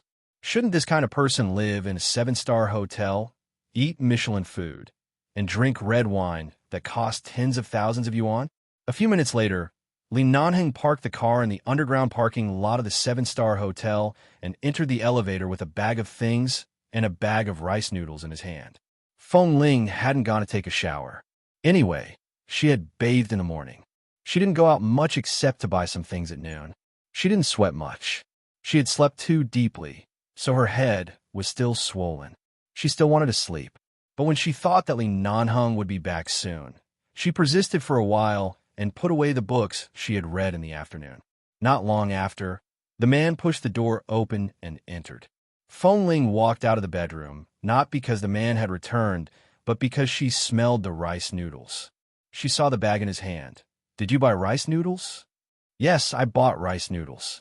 Li Nanheng nodded, seeing the little woman standing there in her pajamas, like a little wife who had waited at home for her husband all day. Li Nanheng raised his brows. "Go get the bowl." Feng Ling went to the kitchen to get the bowl, took the rice noodles, and put them in the bowl. When she turned back, she saw that the man had handed her another bag. She opened it and glanced at it. There was a red hand-knitted scarf that felt soft and warm, and 2 hand lotions. Feng Ling stood there in a daze. She didn't understand why he bought these things, nor could she guess the reason. "Don't stand there in a daze. Go eat first." Feng Ling put down the bag in her hand and turned back to the dining table. As she put the rice noodles into a small bowl, she couldn't imagine why someone like Li Nanheng would go to a small food city alone to buy these things for her. Last time, when she said she would go to eat there, it was only a spur-of-the-moment idea. At that time, she felt that Li Nanheng sat in that kind of food city. Even though he didn't seem to be unwilling, she still felt that he didn't fit in that kind of place. Thus, she never expected that Li Nanheng would go there again and even help her pack rice noodles. And these rice noodles were the same taste she had last time. At that time, he clearly didn't say anything, but he remembered the taste she liked. Feng Ling glanced at the bag on the sofa, thoughtfully. She knew that there was a shop that sold those things nearby. So, did Li Nanheng buy these things for her on the way? Thinking about how a man like him, who was like the king of hell in front of terrorists, would actually choose some small gifts for her in that kind of place, that scene must be shocking. Chapter 1128. Feng Ling was indeed hungry and began to eat at the dining table. After eating a few mouthfuls, she saw Li Nanheng passing by the dining table. He first entered the bedroom to change his clothes, and then he passed by the dining table again. Although he did not speak, he seemed to be deliberately passing by. She subconsciously raised her head to look at him, and the man's eyes met hers. He was waiting for her to say something touching. After all, he knew that she definitely wouldn't like those messy luxuries. However, this bowl of rice noodles that couldn't be any more ordinary could win her heart. But she directly began to eat. Not only did she not say a word of thanks, but she also did not even smile at him. It was fine if she did not thank him. He was not the kind of person who would take credit. And if she really said something special, it would indeed be too polite, and he would not like it. But she did not say a word and directly sat down to eat, which was really very Feng Ling. The point was, what should he say now to attract her attention? For example, I remember that you liked to eat rice noodles last time, and I deliberately went to that food city to buy it for you during the traffic jam. Are you touched? Is it disgusting? For example, I bought you a scarf and hand cream. If you need anything else, be sure to tell me. I don't know what women like, but as long as it is something you like, I can satisfy it. Is it superficial? For example, little Feng Ling, I like you so much. Can't you give me a good response? Even if you are happy to jump up and hug me, I can give my life to you. Retarded? The more he thought about it, the more he felt that as a man, he began to struggle over such a trivial matter because of a woman. The corner of Li Nanheng's mouth trembled, and he simply did not continue to pass by the dining table, directly going to the kitchen to make coffee. Feng Ling ate the rice noodles while watching the man's back. She did not understand what was wrong with him just now. Could it be that he did not eat tonight and wanted to eat a few bites? But that was not right. If he really did not eat, he definitely would not only buy a small portion, and this was only a small one, not a large one, so it was not possible. Then why did he look at her and the rice noodles in front of her with burning eyes? Hearing the sound of the coffee machine in the kitchen, Feng Ling was puzzled for a moment and then lowered her head to eat the rice noodles. In fact, it was mainly because she didn't know what to do if she didn't eat. After she slowly finished eating, she heard the sound of the coffee machine in the kitchen stop. Feng Ling hesitated for a moment, stood up to clean up the dishes, and brought them into the kitchen. Seeing that the man was standing in front of the coffee machine, deep in thought, she cleared her throat. "Boss, move aside. I'll wash the dishes." Li Nanheng turned to look at her. Originally, he wanted to say that he could leave the bowl here, but when he saw her lowered eyes, his mood instantly brightened up. Was she shy? Feng Ling did not look at him directly. Seeing the man take half a step to the side, she walked over to put the bowl and chopsticks in her hand in. She did not pay attention to the dishwasher by the side, turned on the tap, and began to wash the dishes. After that, she washed her hands and wiped them clean. She turned around and was about to walk out when she bumped into the man's sturdy chest. She paused and looked up abruptly, only to see the man looking down at her. She didn't notice when he suddenly turned around from the direction of the coffee machine. Feng Ling froze in front of him. Her eyes flickered, and she was about to lower her head to sneak over when he raised his arm. But the man caught her in his arms and pulled her into his arms. He lowered his head and sniffed her hair hard, and then chuckled softly. "Your hair is dry. Haven't you showered?" I showered in the morning. I slept in the evening and didn't have time to wash it. As Feng Ling spoke, she shrank her neck slightly because of the man's breath on the top of her head. Boss, let go of me first. I'll go what? You just finished eating. Shouldn't you wait for a while before showering? The man's arm was still firmly tied around her, and at the same time, he chuckled and kissed her hair again. It's been a long time since you've been alone with me like this. Are you not used to it? No. Really? No. In fact, Feng Ling didn't know what kind of feeling this was. In the past, although she lived on the same floor as Li Nanheng in the base, there was at least a wall between them. At that time, even if they were close to each other, even if they had such a short period of love, they didn't always stay in the same space. Besides, there were so many things to do in the base, and they wouldn't be as idle as now when she was recuperating. After not seeing him for so long, the next time they met was in Boston. At that time, when she faced him, her mood was not like now. Even if they were in the same place at that time, she wouldn't feel embarrassed and would even be as cold as she could be. That feeling was also different from now. In the past few days, when he approached her, she had been cold and distant. The way the two of them interacted with each other was exactly the way Boss Li interacted with the former members of the base. She didn't speak much, so at least 2 days passed peacefully. But now it was different. Right now, the air seemed to be emitting the sour smell of love. She had no idea how to eliminate the ambiguity in the air and the possibility that a spark could ignite a prairie fire at any time. After all, she was not 17 or 18 years old now. She was almost 21 years old, and Li Nanheng was no longer the him who didn't reach out his claws to her because she was too young. Right now, he was no different from a wolf who had been vegetarian for many years. When he looked at her, even if his expression was not too obvious, she could vaguely feel that she was a piece of meat next to his mouth. She could be eaten up at any time. He probably didn't know that the little woman who usually dared to charge alone with a gun was now evasive in front of him, as if she was afraid of being caught and kissed again. It was so tempting that he wanted to commit a crime. Li Nanheng held her firmly in his arms, lowered his head, and gradually kissed her on the head. As soon as he kissed her earlobe, Feng Ling trembled and rushed to push him away. However, the man gently bit her ear. Li Nanheng held her firmly in his arms, lowered his head, and lowered his head to kiss her. This bite almost made her cry out softly.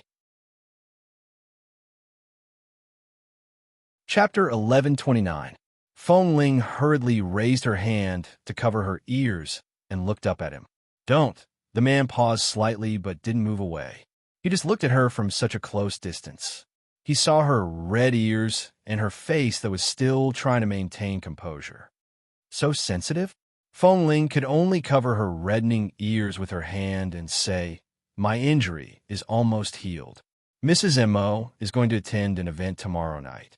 Although she didn't ask me to accompany her, this is my job after all. I plan to go back to her side tomorrow and continue to work as a bodyguard. I can't be lazy just because of this minor injury. Otherwise, I'll be too ashamed of Mr. Mo and Mrs. Mo's trust in me." So, the man said as he glanced at the injury on her arm. According to the habit of the base, it was indeed not a big problem, but if Jin Wan saw this injury, she would probably drive her back and let her continue to rest. So don't kiss me. If something happens, how can I see Mrs. Mo tomorrow? Feng Ling said and coughed again. I've just been injured. She will definitely open my clothes to check carefully. Li Nanheng didn't speak at first, but just looked down at her. Although the man didn't speak, his gaze on her was a bit hot. Feng Ling raised her hand to adjust the collar of her clothes and glanced at him again. The meaning in her eyes was self-evident. Li Nanheng suddenly smiled and said casually, "What do you think I'm going to do to you?" This time, not only Feng Ling's ears turned red, but she felt that her face might also become hot. She immediately said, "I'm going back to the bedroom to take a shower." With that, she was about to leave. However, just as she was about to turn away, the man lowered his head to block her face. Feng Ling almost kissed his face when she turned away. She paused and looked up at him, only to see that the man was smiling. She glared at him. "No matter what, I'm still your boyfriend. It's fine if you don't accompany me to the party, but you should at least kiss me before going to bed." Boyfriend. She didn't remember using this title when they were in the base, or even when they were in a relationship. Was he already considered her boyfriend now? It was just that he didn't remember that night on the snowy mountain. Otherwise, he would probably be talking about her man right now.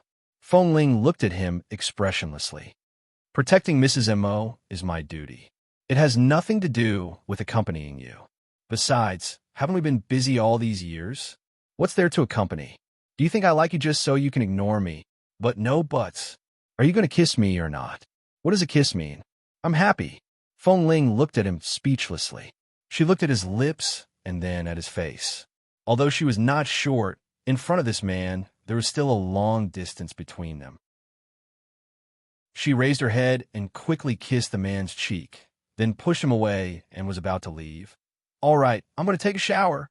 At this moment, the man smiled contentedly, pulled her back into his arms with his long arms, lowered his head, and kissed her hard on the lips.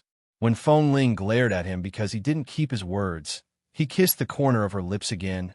Go. His tone was still a bit dissatisfied, but he had to let her go for now, and there was an indescribable doting tone in it. Finally, when the man was willing to let go of her, Feng Ling slipped back into the room to take a shower. Feng Ling slept soundly until 9 o'clock the next morning. When she opened her eyes, she habitually looked at the time.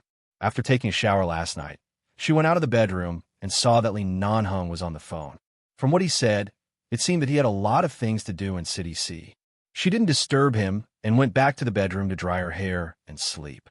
It was already so late, but she still hadn't contacted Jin Wan. She immediately woke up and sat up. When she walked out of the bedroom, she found that she was the only one in the room. She picked up her cell phone and called Jin Wan. After making an appointment with Jin Wan to meet her at the event in the evening, she called Li Nanheng again. Li Nanheng quickly picked up the call. Feng Ling didn't take the initiative to call him often. The man was in the car, rushing to an exhibition venue. He casually flipped through the thick documents on his lap and said with a smile, "Good morning, Miss Feng." Feng Ling wasn't used to this sudden change of situation, but since the misunderstanding had been resolved, she didn't want to make too much trouble. After all, she knew who her heart belonged to. She asked a bit embarrassedly, "You've already gone out? And I have a lot of things to do today. I have to go to the business partners' banquet tonight. After accompanying Jin Wan tonight, will you go straight back to the hotel or accompany her back to the university?" "Not necessarily. I'll see you when it's over.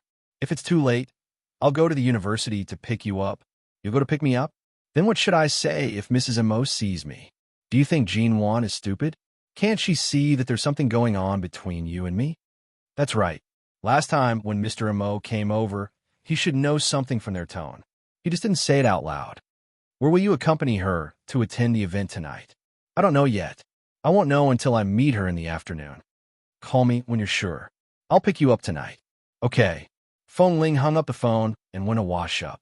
Before leaving the hotel, she called Wen Leching, but the call didn't go through. Wen Leching seemed to be busy. Thinking that Wen Leching's recent situation didn't seem to be very good, she didn't continue to call. It was better to ask her when she was in a better state. Wen Leching signed a contract with the medical college as a guest professor for 3 months, teaching some Western medical concepts, clinical medical experiments, and so on. Of course, she didn't like to show off, so most of the time she liked to help her seniors who came to work with her. She was very low-key and didn't want to show her face as much as possible. Today, she and her seniors were going to the provincial hospital to do clinical experiments and teaching.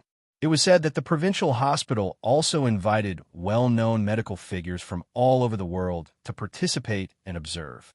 After Wen Leching arrived at the provincial hospital with her seniors, she hurriedly changed into a light green disinfectant suit, put on a mask, and was about to go to the consultation room specially arranged for them by the hospital. Just as she was about to enter the consultation room, Wen Leching raised her eyes and suddenly saw several people standing outside the door.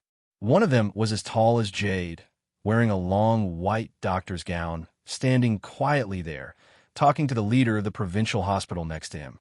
The moment he noticed her gaze, he turned his head and looked her in the eyes. Chapter 1130. She didn't need to see the other party's face carefully at all. Just a figure from the side was enough for her to recognize that it was one Linhan. He hadn't returned to the United States yet. Why did he appear in the provincial hospital? Today, the provincial hospital said that well-known medical figures from all over the world would be invited, including him. Normally, her brother would never participate in these activities. Even though people from all over the world had invited him, he rarely participated in these activities. Her low-key personality was influenced by him. She would more or less participate in some of these activities due to the face of various parties. On the other hand, he was like a god who could not be invited at all. But now he actually appeared here. At the moment when their eyes met, Wenluqing's face turned cold. She looked away from the man's face and walked directly to the senior brothers and sisters who were talking to others not far away. She took the comprehensive clinical materials in their hands and left, no longer walking in front of them or looking at them. However, when she got inside, she saw that when Linhan was also a member of the clinical experiment and teaching today, and many medical scholars came today. So the scene was very formal. Because it was too formal. Even if Wenluqing didn't want to stay in the same consulting room with him, she could only endure it. The senior brothers and sisters also noticed Wenlinhan. Of course, they just glanced at Wenluqing's direction and saw that she was wearing a mask all the time. Except for looking at the materials in her hand, they couldn't see any other expression or emotion, so they didn't say much. Halfway through the clinical experiment, the leader of the provincial hospital asked her to hand the materials in her hand to Wenlinhan.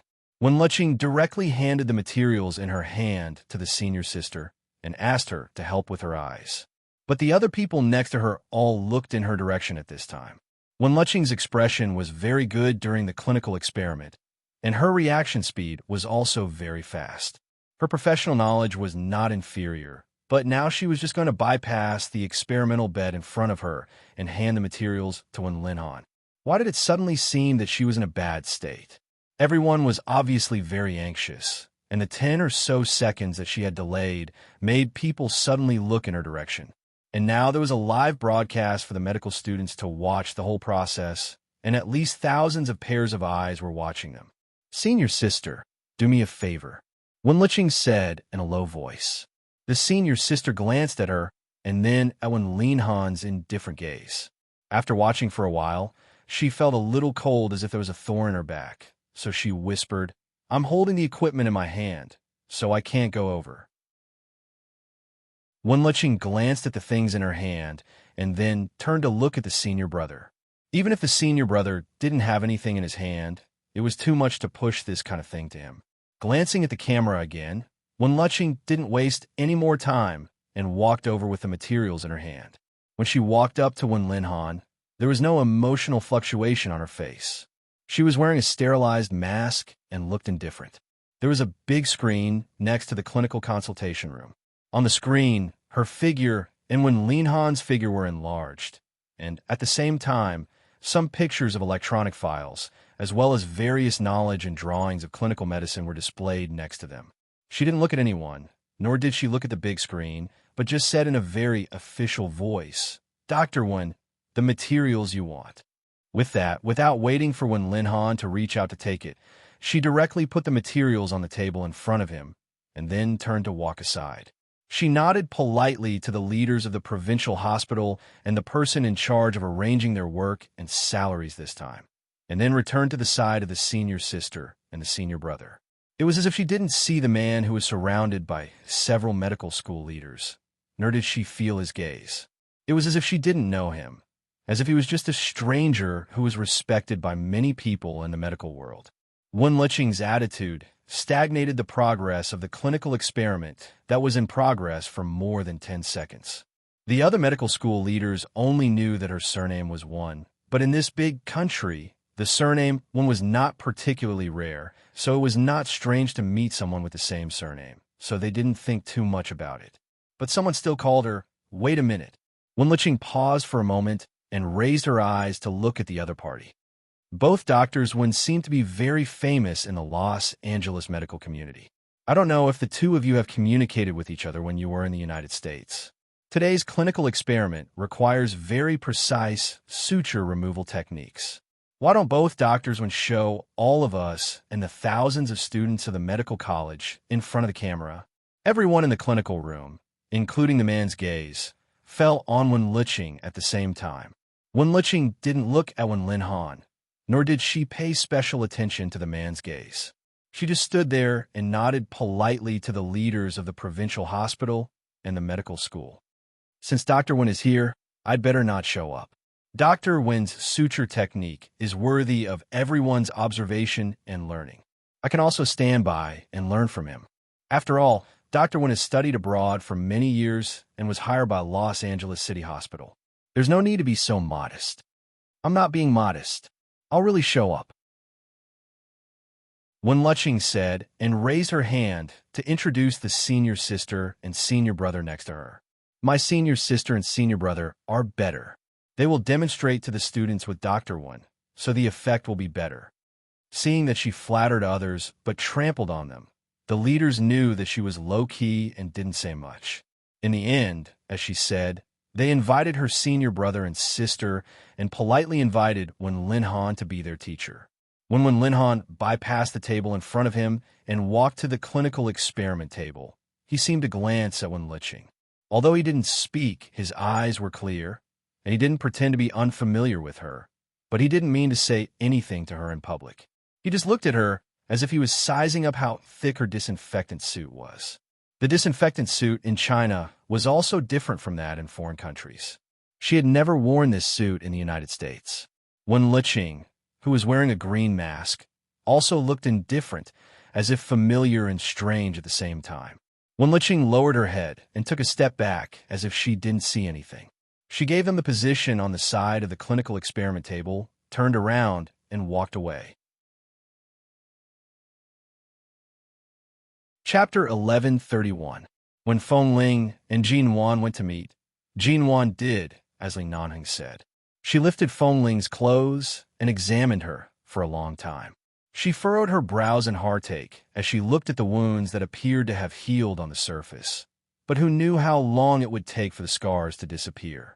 Thankfully, Feng Ling did not have a talkative personality.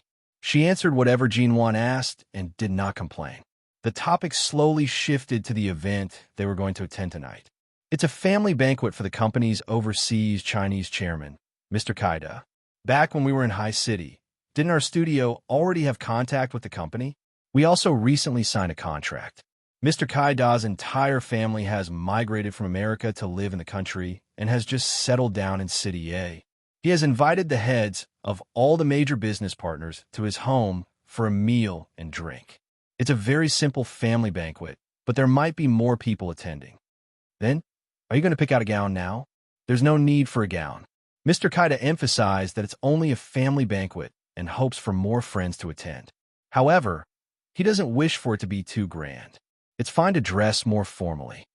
Feng Ling looked at Jin Wan's radiant expression and knew that she had completely reconciled with Mr. Mo. She did not continue with the Cold War and felt much more relaxed. Otherwise, she would not be able to watch Jin Wan try her best to maintain a calm attitude every day. Indeed, it was only when everyone was happy that one could feel at ease. Previously, when she saw Jin Wan in a daze by the condo window, her heart had truly ached for her. That night at 6:30, Mr. Kaida's villa was located in the wealthy district of City A. It was 2,000 square meters large. Although it was already winter, the weather was good. The sky was filled with stars, and the temperature was not as cold as expected. There were many guests, and there were many ladies who chose to wear gowns. In the brightly lit villa, everyone's faces were dazzling. Well-trained waiters were currently serving expensive and exquisite desserts and drinks. The guests continued to arrive, and there were many of them. After 7:30, the number of people in the courtyard increased, and it became hotter. In the study on the second floor of the main residence, old Master Kai had just left. Qin Siding and Li Nanheng, who had been specially invited by old Master Kai to the study for heart-to-heart talk, stood by the window. Qin Siding looked out of the window, while Li Nanheng stood by the air vent on the other side, lighting a cigarette. Glancing downstairs, Qin Siding was about to pick up his phone to call the hospital when he suddenly caught a glimpse of a woman coming down from a car in front of him. When he saw the woman's face clearly, he smiled meaningfully. Nanheng, come over and see who's here. The cigarette between Li Nanheng's fingers flickered, and he glanced at the window that Qin Siding was pointing at. When he saw that the person who came was Feng Mingzhu, his expression did not change. It seems that he's been tipped off by the old master's men and knows of my whereabouts. Qin Siding smiled and sat on the sofa, casually flipping through the secret agreement on the underground arms trade that Mr. Kai had sincerely invited them to look at. At the same time, he swept a glance at him. Why don't you go down and entertain them personally? This Miss Feng, I can tell that she's really attached to you. I'll go down? If I go down, I'd rather you go down. Dr. Qin is as handsome as Pannon. In order to see you, the young ladies from the prestigious families who are pursuing you would rather pretend to be sick and line up outside your city's hospital. Why don't you help me get rid of Feng Mingzhu? Just let her set her sights on you. Qin Siding curved his lips, his clear eyes filled with mockery. How can I do that? After all, this Miss Feng has been devoted to you for many years. How can I seduce such an infatuated young lady? Li Nanheng chuckled.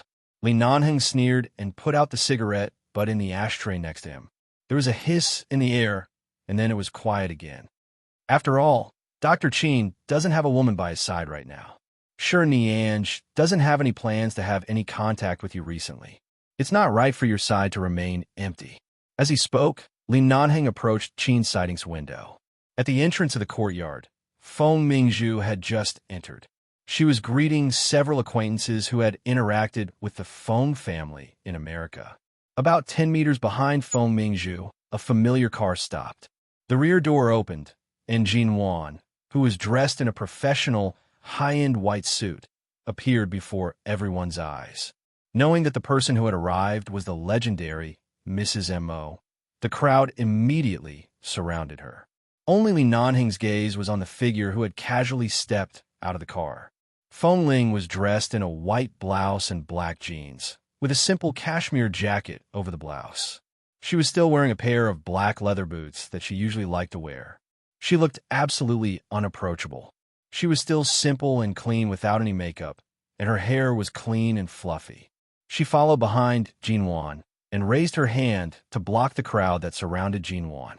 Her eyes were cold, but on the surface, she maintained a bit of politeness. She asked the others to make way for Mrs. M.O. and not to surround her like this. Qin Siding saw Li Nanheng standing in front of the window and seemed to be looking at something very seriously. He looked away from the agreement in his hand and turned to look outside.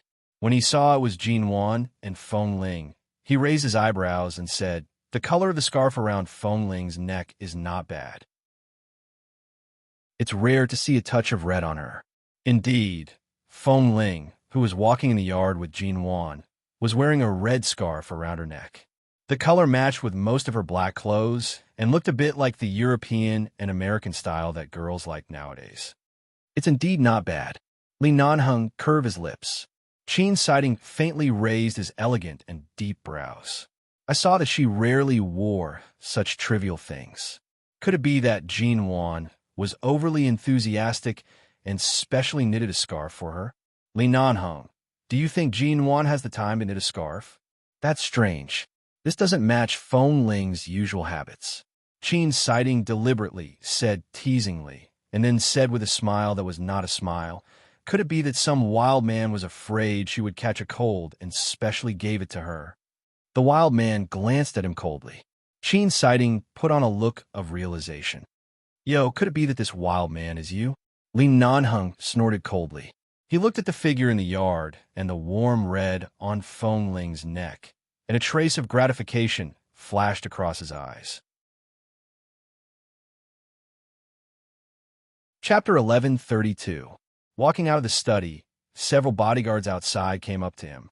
"Boss, we saw Feng Mingzhu just now.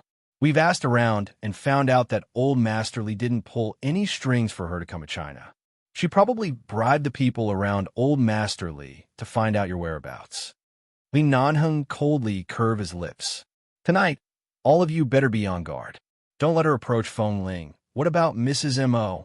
Arrange for Feng Ling and Jin Wan to a more secluded hall. Stay away from those messy young ladies. Based on Jin Wan and Feng Ling's personalities, they won't like to interact with those people.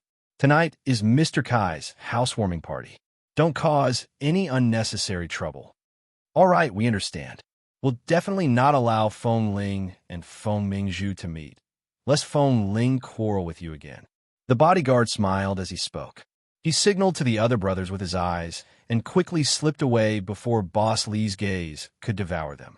Li Nanhing's gaze shifted toward the window of the study. Even if Feng Ling and Feng Mingzhu met, based on Feng Ling's personality, since the misunderstanding had already been cleared up, she would not misunderstand anything just because of Feng Mingzhu's appearance. If there really was someone by the side asking about something, if Feng Ling had any doubts, she would definitely choose to ask him directly. She would not hold back her anger or allow the misunderstanding to spread. This was something he understood about her. Back then, if it wasn't because the Li elders had interfered and chased her out of the base, if it wasn't because she had left so pathetically, she wouldn't have been so cold-hearted to the point where she wouldn't even give him a chance to meet again.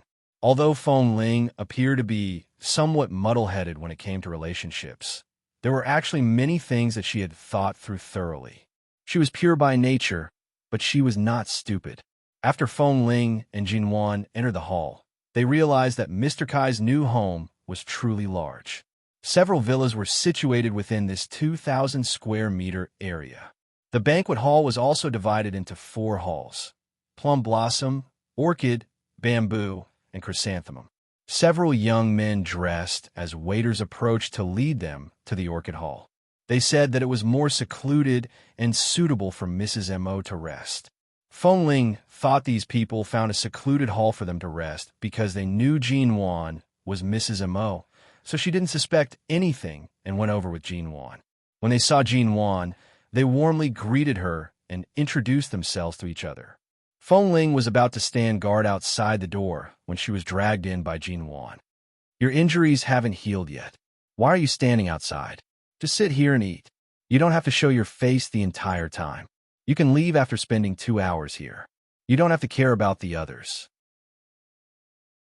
Jin Wan nodded and said, You're not fully recovered yet. Why are you standing outside? Just sit here and eat. That may be the case, but there are many people here tonight. It's better for me to go out and take a look. Since you've asked us to rest in the Orchid Hall, then we should just stay here peacefully. The few ladies sitting here are all rich madams with whom we usually have no conflicts, and they don't seem to have any hidden agendas. With such a relaxing environment, you should just relax a little. You say that you're a bodyguard, but when have I ever seen you as one? Hurry up and sit down. Jin Wan's last few words were spoken in a commanding tone. Feng Ling could only sit down on the empty sofa beside her. When she sat down, she noticed Jin Wan glancing meaningfully at the scarf around her neck. Feng Ling quietly removed the scarf and placed it by the side. Initially, she didn't want to wear the scarf. However, Jin Wan said that she was wearing too little and her coat was too thin. She didn't have anything to cover her neck and would definitely catch a cold. No matter what, she urged Feng Ling to buy a scarf to wear. Coincidentally, they passed by the hotel, and Feng Ling stopped the car to retrieve the red scarf. She wore it here. During this period, Jin Wan even used the words exceptionally beautiful to describe Feng Ling, who was wearing the scarf. Even Feng Ling felt a little embarrassed. There were many people in the other 3 halls of the banquet hall. Due to Feng Mingzhu's unusual status in the Feng family, she was specially arranged to be in the main hall, the Plum Hall. Today, some people were wearing gowns, including Feng Mingzhu. Feng Mingzhu wore a long, form-fitting gown. Her long, curly hair rested on her shoulders, complementing the exquisite makeup on her face. She attracted many gazes, but she wasn't interested in those gazes. She only searched for Li Nanhing's figure in the crowd. Since she couldn't find anyone in the Plum Hall, she went to the other halls.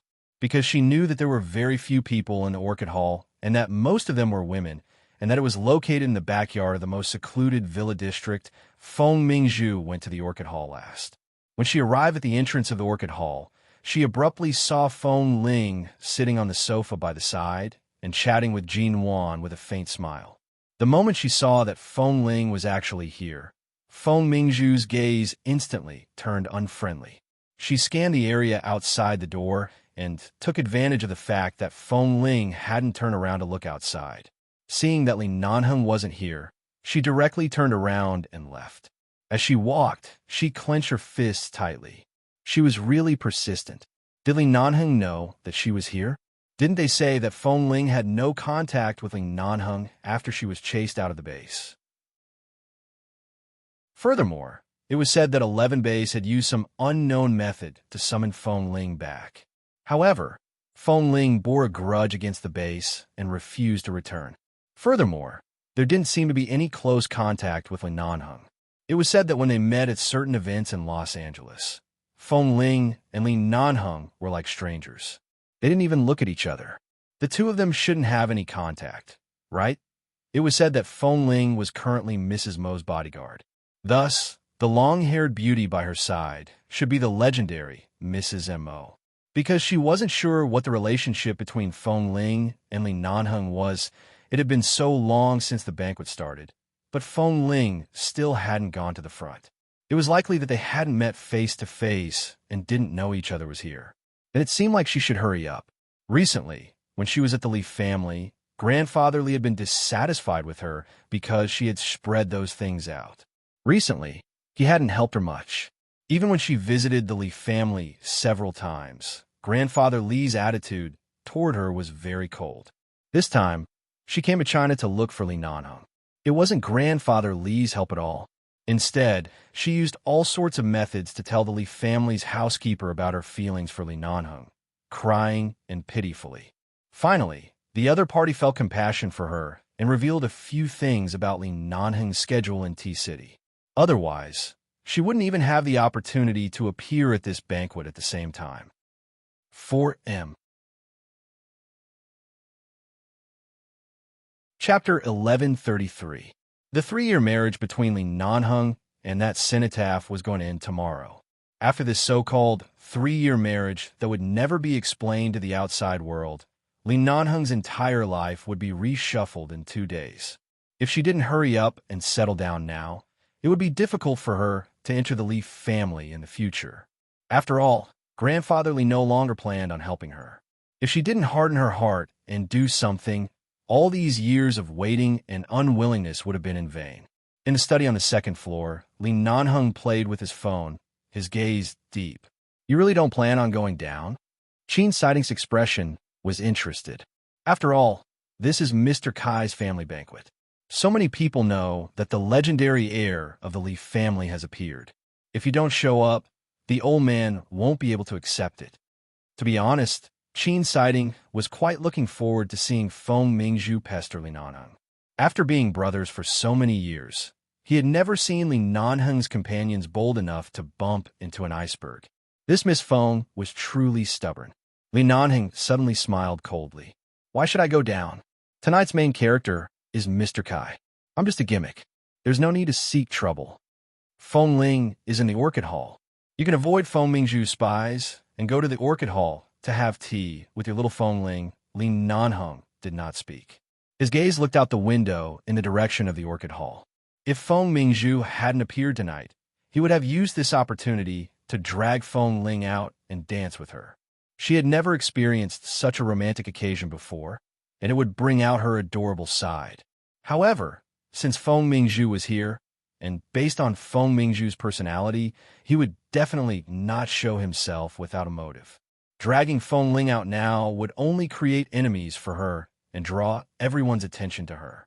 On one hand, it would give her the status she deserved, but on the other hand, it would actually push her into a troublesome situation. It would be better to deal with these troubles before bringing her back to the hotel and coaxing her. It would be better than letting something unexpected happen here.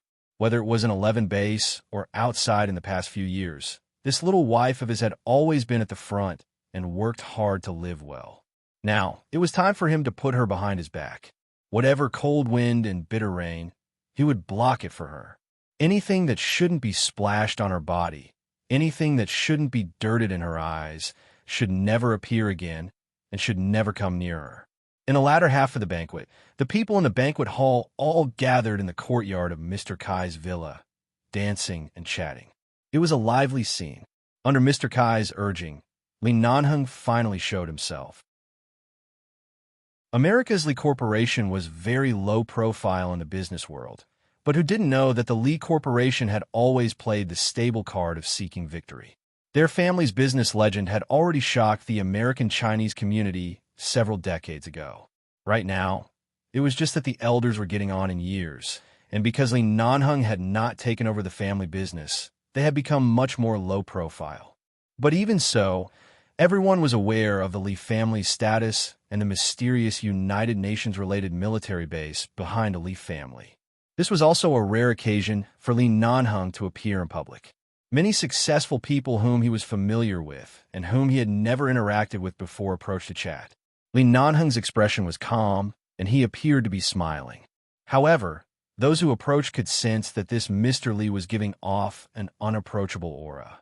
It was clear that he was not easy to approach, and the Li family was not a family that one could easily climb up to. Arriving at Mr. Kai's side, the old man hurriedly turned back to speak with Li Nanheng politely. At this moment, a waiter came over to serve wine. Li Nanheng casually picked up the glass of red wine closest to him and clinked it with Mr. Kai's. After taking a sip, his movements paused. Without batting an eyelid, he smiled at Mr. Kai before turning back to look at Qin Sighting, who was standing nearby, chatting happily with others. Sensing Li Nanheng's cold gaze, Qin Sighting smiled and said a few words to the people in front of him. He then patted Mr. Kai's shoulder and turned to walk over. "What's wrong?" "There's something wrong with the wine." While the others were blocking Mr. Kai's way, Li Nanheng took the opportunity to turn around and pass the wine glass to him. Qin Sighting received it and brought it to his nose to take a whiff. Then, he raised his brows and looked at the surrounding crowd and the waiters who had long disappeared. He chuckled lightly. "She's too impatient. She clearly knows that you're about to regain your single status and name. So she wants to hurry up and cook the rice?" Li Nanheng coldly glanced at him. "What's in a wine? This should be a very perverted and highly effective aphrodisiac from India. It's hard to detect when the scent is mixed in the red wine. However, you've trained in 11 base all year round, so your alertness isn't something an ordinary person can achieve. It's rare for you to be able to detect such a colorless and odorless substance in a second." As Qin Sighting spoke, he casually poured the wine onto the grass by the side. Then he brought the empty glass to his face and sniffed it carefully. At the same time, he asked, "Did you drink it earlier?" "I did." Li Nanheng's expression was somewhat heavy. Qin Sighting instantly sneered. "How much did you drink?" "A mouthful. It's all right." Although the effects of the drug are rather fast and the effects are somewhat perverted, thankfully you didn't drink much. If it's just a mouthful, at most, you won't be able to sleep well for the entire night. It's not a big deal. As Qin Sighting spoke, he picked up another red wine glass by the side and handed it to him. "Come, drink some wine to calm yourself." Nowadays, men should indeed protect themselves well when they go out. Otherwise, who knows when a woman will suddenly appear and force you to sleep with her. When Li Nanheng heard the words, "at most, you won't be able to sleep well for the entire night," his expression darkened. He took the wine glass, but did not drink it. He only glanced at him coldly. "Indeed, Dr. Qin, not only were you forced to sleep with someone back then, but you were also kicked after you slept with someone. In this world, it's not only women who are not safe, but men are also not very safe when they go out." Qin Sighting, Li Nanheng called the bodyguards over and said coldly, "Check the surveillance footage tonight. Find out who Feng Mingzhu was in direct contact with tonight. Find out which waiter received a bribe from her to help her put something in her wine.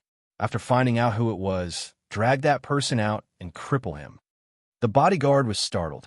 They had been guarding by the side the whole time and really didn't pay much attention to the wine that Boss Li was willing to drink. After hearing this, he couldn't help asking curiously, "Boss, are you drugged?" Li Nanheng's face darkened. "Cut the crap. Go quickly." Oh, okay." 4M. Chapter 1134. 10 minutes later. Boss, I've found it. The bodyguard walked through the crowd and approached Li Nanheng to whisper. Miss Feng spent a large sum of money to bribe a waiter working here. Miss Feng also claimed that she was not feeling well and went to the lounge that Mr. Kai had specially arranged for these guests. She found a room to rest and reportedly hasn't come out for more than 10 minutes. That waiter was blocked by the surveillance camera. Afraid that we would report him, he confessed everything. Miss Feng is waiting inside. After you drink, he will help you in.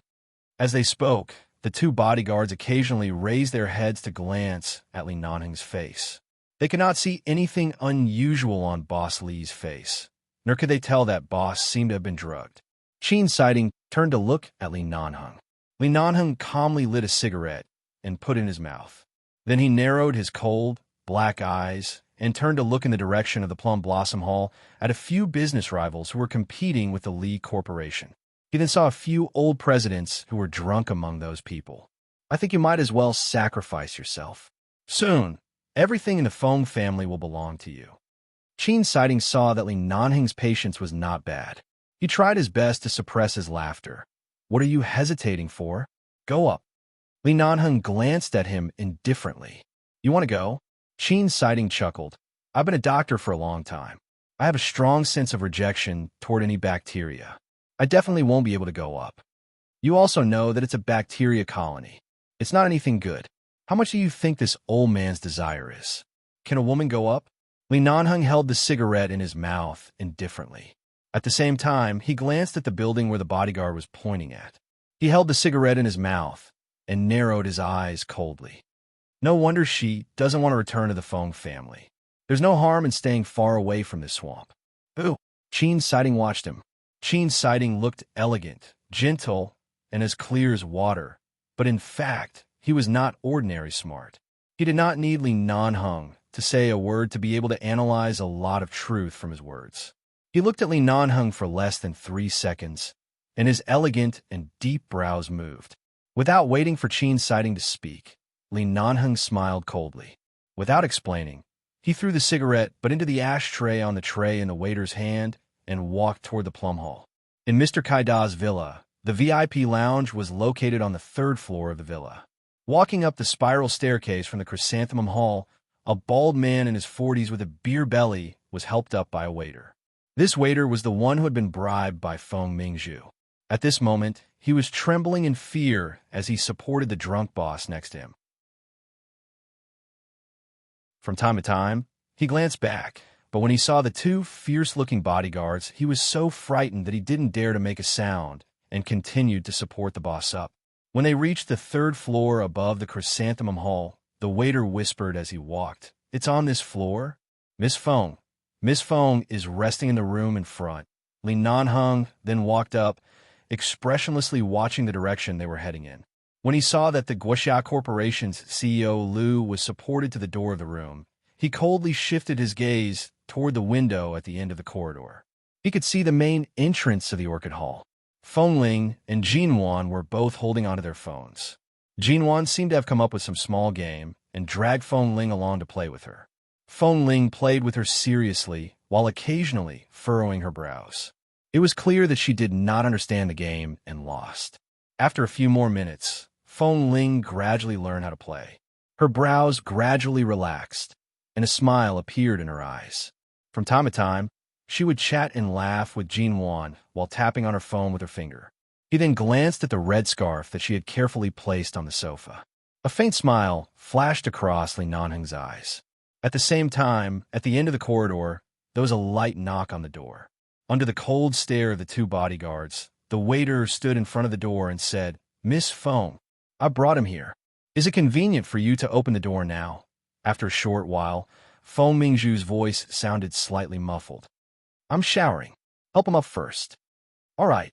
The waiter tried to push the door and found that it was not locked. He could only bite the bullet and help the drunken CEO Lu in. He did not dare to stay any longer.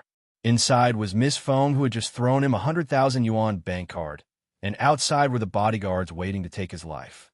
He hurriedly helped CEO Lu to the bed, looked back at the bathroom door, and ran out as though there was oil on the soles of his feet. As soon as he ran out, he suddenly bumped into the two bodyguards who had yet to leave. The moment the waiter met their fierce gazes, he was so frightened that his legs turned to jelly and he almost knelt on the ground. With a pleading expression, he said, "Please, let me go, please. I've already done as you said. I have to take care of my parents and children.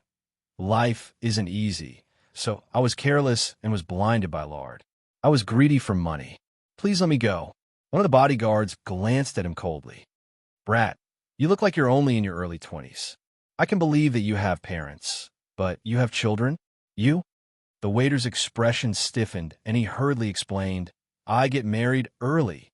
I do have children at home. Don't explain to us. There will be a place for you to explain later." The bodyguard was too lazy to listen to his nonsense. He directly pushed the waiter's head to the other bodyguard. The two of them held the waiter down and warned him to shut up from now on, lest he disturb the people inside. The waiter trembled in fear and did not dare to speak. He looked at them pleadingly with his eyes, but they ignored him. He turned to look at the man, standing silently in front of the window at the top of the stairs. Even though it was only his back view, he felt his legs go even weaker. In the room, CEO Liu was drunk and drowsily snoring on the bed for a long time. Feng Mingzhu heard the snoring outside while taking a shower in the bathroom. She had never heard how Li Nanheng slept, so she thought the rough snoring came from him. As she took a shower in the bathroom, she felt her face burning with excitement and shyness. She sped up the shower, wanting to get out as soon as possible. After all, Li Nanheng was too vigilant. She didn't know how effective this powerful drug was on him, but at least it should be effective in the first half of the night, so she had to hurry up. At this time, CEO Liu suddenly choked on his own snoring. He suddenly coughed and half woke up. In a daze, he felt the obvious need to pee. Hearing the sound of water coming from the bathroom, he got up from the bed and staggered toward the bathroom. 4M. Chapter 1135. Just as Feng Mingzhu was about to pick up the towel, she suddenly heard the bathroom door being pulled open. Her heart thumped wildly, and she turned around, only to see a middle-aged man with a big belly and an oily face walking in while unbuckling his belt. "Ah!" Feng Mingzhu instinctively screamed. Before the other party could react, she subconsciously turned around and was stunned to see a naked beauty. She was so frightened that she hurriedly grabbed a towel and wrapped it around her body. "Which brat sent me this beauty this time? She's pretty good." CEO Liu had long forgotten where he was. It wasn't like he had never made a deal before. The moment he saw this beauty with fair skin and an excellent figure, his need to pee instantly turned into a desire for sex. He directly pounced on her. "Come, baby, I'm in a good mood today, scram. Scram." Feng Mingzhu glared at him fiercely. She grabbed the shampoo and shower gel by her hand and threw them at him. But because she was in too much of a hurry and was frightened, when she tried to run out of the narrow bathroom, her feet suddenly slipped on the wet floor and she fell hard on the ground. She was in so much pain that she was half lying on the ground, trembling all over. CEO Liu lowered his head and saw that the towel she had wrapped around her body had come undone again, revealing half of her snow-white back. From the side, he could still see that seductive bundle of white. His eyes immediately lit up as he bent down to touch her back. Don't touch me." Feng Mingzhu only felt disgusted and screamed again. She wanted to push him away, but the fall earlier was too painful. It felt as though all the bones in her body had been broken. She struggled on the ground and tried to push him away. However, she was still pulled up by the old man behind her. He held her tightly in his arms and lowered his head to smell her chest harshly. "Scram. Don't touch me, Scram." Feng Mingzhu was flustered. She forcefully scratched this disgusting man's head and face. The other party suddenly grabbed her hair unhappily and ordered her to be more obedient. At the same time, he pressed her against the bathroom door and reached his hand down her body. She raised her leg to kick him, but it didn't budge. She suddenly turned to look at an aromatherapy bottle on the sink. The body of the bottle was made of very thick and strong brown glass. When she felt this disgusting old man's hands groping her body more and more arrogantly, Feng Mingzhu completely lost her rationality. She abruptly grabbed the tea-colored glass aromatherapy bottle and ruthlessly smashed it against the back of his head. The old man, who was doing whatever he wanted to her, instantly leaned against her and stopped moving. There was a faint smell of blood in the air. Feng Mingzhu stood stiffly in front of the door until she felt the old man slide down her body bit by bit. Finally, he lost his support and fell heavily to the ground. Feng Mingzhu stared blankly at the old man on the ground. When she saw that the blood flowing out from the back of his head had instantly dyed the ground around him red, she was so frightened that she hurriedly threw away the heavy glass bottle in her hand. She then grabbed the half-wet towel on the ground and wrapped it around her body. She turned around and hurriedly ran out. Why did Li Nanheng, who should have been sent in, become such a disgusting old man? Did that waiter betray her? What was going on? Did she kill someone just now? Feeling flustered, Feng Mingzhu wrapped herself in a towel and rushed out without even thinking of putting on her coat. Someone come. Someone come. Quickly, someone come. Feng Mingzhu had just rushed out of the door and was about to run toward the stairs, but her footsteps suddenly froze. She wanted to call for help, but her voice was also choked in her throat. She stared in disbelief at the man who was standing outside her door and casually leaning against the wall. He held a half-smoked cigarette in one hand and put the other in his trouser pocket. He just stood there coldly. Li Nanheng looked at her indifferently. At the moment when all the calmness in Feng Mingzhu's eyes was about to shatter, even though he was 3 or 4 meters away, he still spat out white smoke in her direction. In the midst of the smoke, the man's eyes were filled with coldness and mockery. You! Feng Mingzhu looked at him and took a step back in fright. It seemed that she finally understood what was going on. When did Miss Feng come to Tea City? Why didn't you inform me in advance? There was not the slightest hint of a smile in Li Nanheng's eyes. He looked at her coldly. This Li could have arranged for someone to entertain you in advance. There was no need for Miss Feng to use a glass of wine to remind this Li of his negligence. It sounded like he was just being polite, but from the man's thin lips that were covered in smoke, there seemed to be some kind of cold, murderous intent in his words. He would not kill her, even though many people had died in his hands. No matter what, she was still the daughter of the Feng family. The Feng and Li families were close, and her sister's cenotaph was his wife in name. It was impossible for him to take her life. Feng Mingzhu gradually recovered from her shock. She was about to speak when she suddenly heard a few panicked voices coming from the stairs. Where's our old Lu? He drank too much earlier. Did he come up here? Hearing the woman's voice, Feng Mingzhu didn't react until she saw a well-maintained middle-aged woman in a gown hurriedly walking over. As she walked, she looked inside. When she saw Feng Mingzhu standing there with only a bath towel wrapped around her, her gaze immediately paused. With a woman's intuition, she seemed to have a bad premonition and directly glared at Feng Mingzhu. Where's old Lu? At this moment, the middle-aged woman suddenly shouted harshly. Feng Mingzhu's shoulders instinctively trembled. The bodyguard following behind the middle-aged woman respectfully lowered his head to say, Mrs. Lu, I'm really sorry. We didn't know that you also came to attend the banquet today. CEO Lu drank too much earlier and came up to rest with this Miss Feng. Hearing this, Mrs. Lu glanced at the towel wrapped around Feng Mingzhu's body. At the same time, she saw the scratches and kisses on Feng Mingzhu's shoulders and neck when CEO Lu almost violated her. She was instantly enraged. She fiercely smashed the bag in her hand toward Feng Mingzhu's face. You smelly B***T6, you dare to seduce my husband. Feng Mingzhu was originally a vigilant person, but she was still confused by the wave after wave of situations in front of her. When she was hit by the bag, her face paled. She wanted to explain, but in an instant, Mrs. Lu suddenly rushed up and pushed her to the ground. Mrs. Lu sat on top of her and fiercely clawed at her face with her nails. Chapter 1136. I didn't get lost.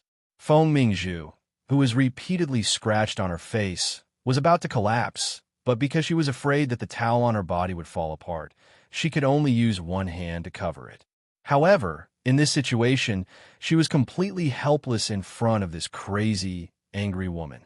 Seeing that she kept protecting the towel on her body, Mrs. Liu's eyes reddened with anger and reached out to grab her towel again. Smelly whore, you're shameless. This old lady will make you completely lose your face. I didn't seduce your husband. You misunderstood.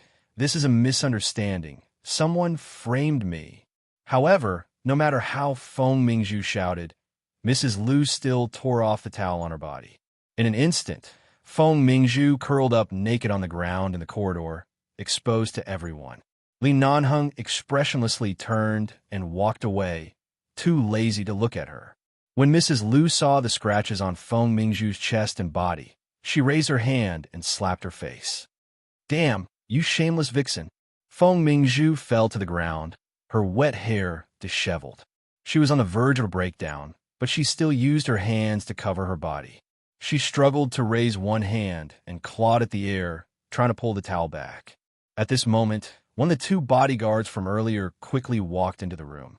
In less than 5 seconds, he rushed out and shouted at Mrs. Liu, who was still pressing Feng Mingzhu to the ground and slapping her face. Oh no, someone is going to die. When Mrs. Liu heard that someone was going to die, she suddenly raised her head. When she saw the bodyguard's gaze, she seemed to understand something. She quickly got up and ran into the room. At the same time, she raised her high-heeled foot and kicked Feng Mingzhu's stomach hard. Then, ignoring Feng Mingzhu's cries of pain on the ground, she directly rushed into the room. Then Mrs. Liu's screams came from the room. What's going on? Why did that little bitch injure my husband? So much blood. Quick, call the police, call the ambulance, quick. Old Liu, wake up. You can't have anything happen to you.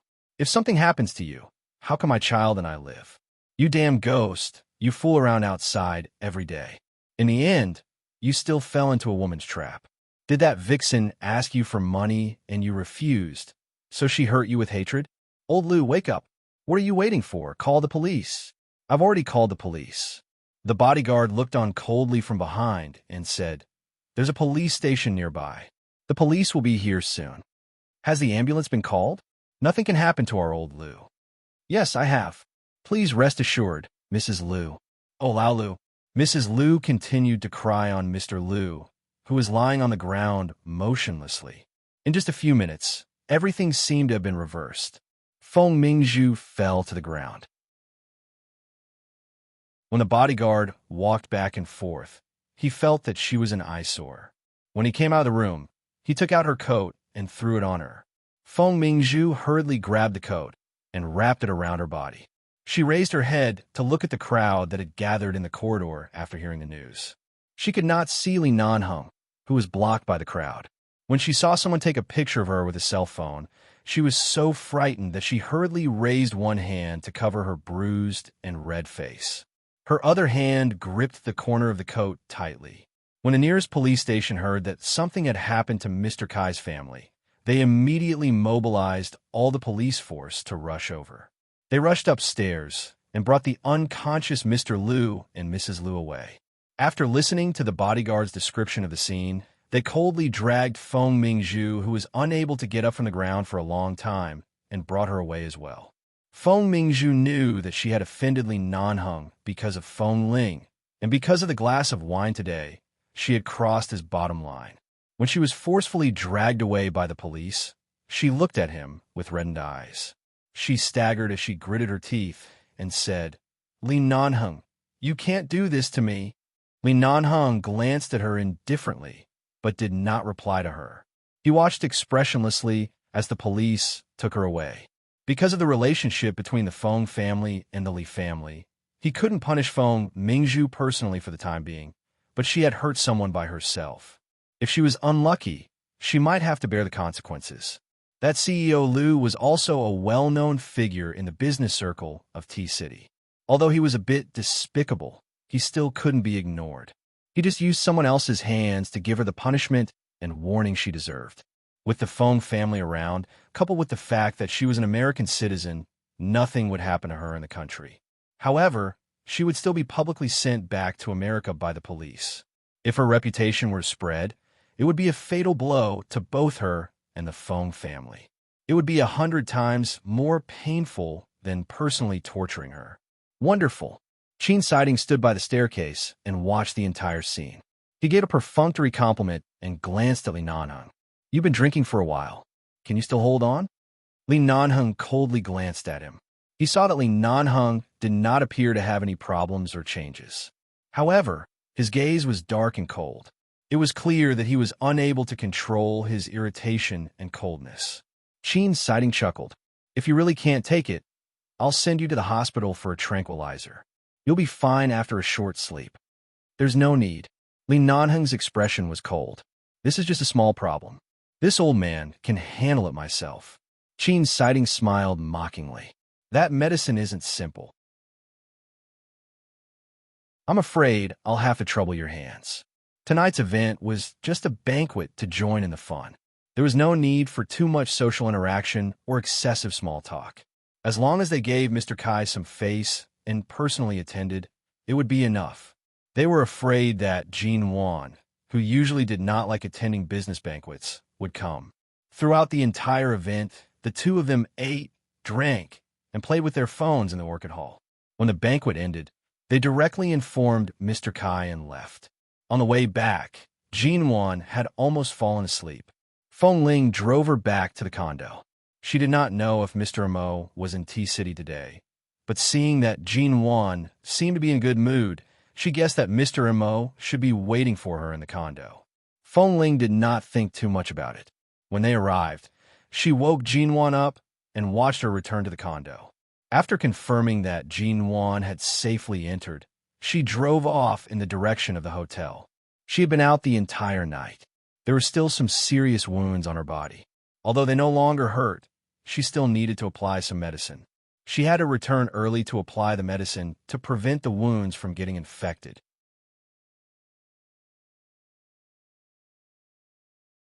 Chapter 1137. Feng Ling had just parked the car in the parking lot downstairs of the hotel when she suddenly heard the sound of a car whistling past. She got out of the car and looked over, only to see that Li Nanheng's car had just entered the parking lot and was parked diagonally across from her. Did he just come back?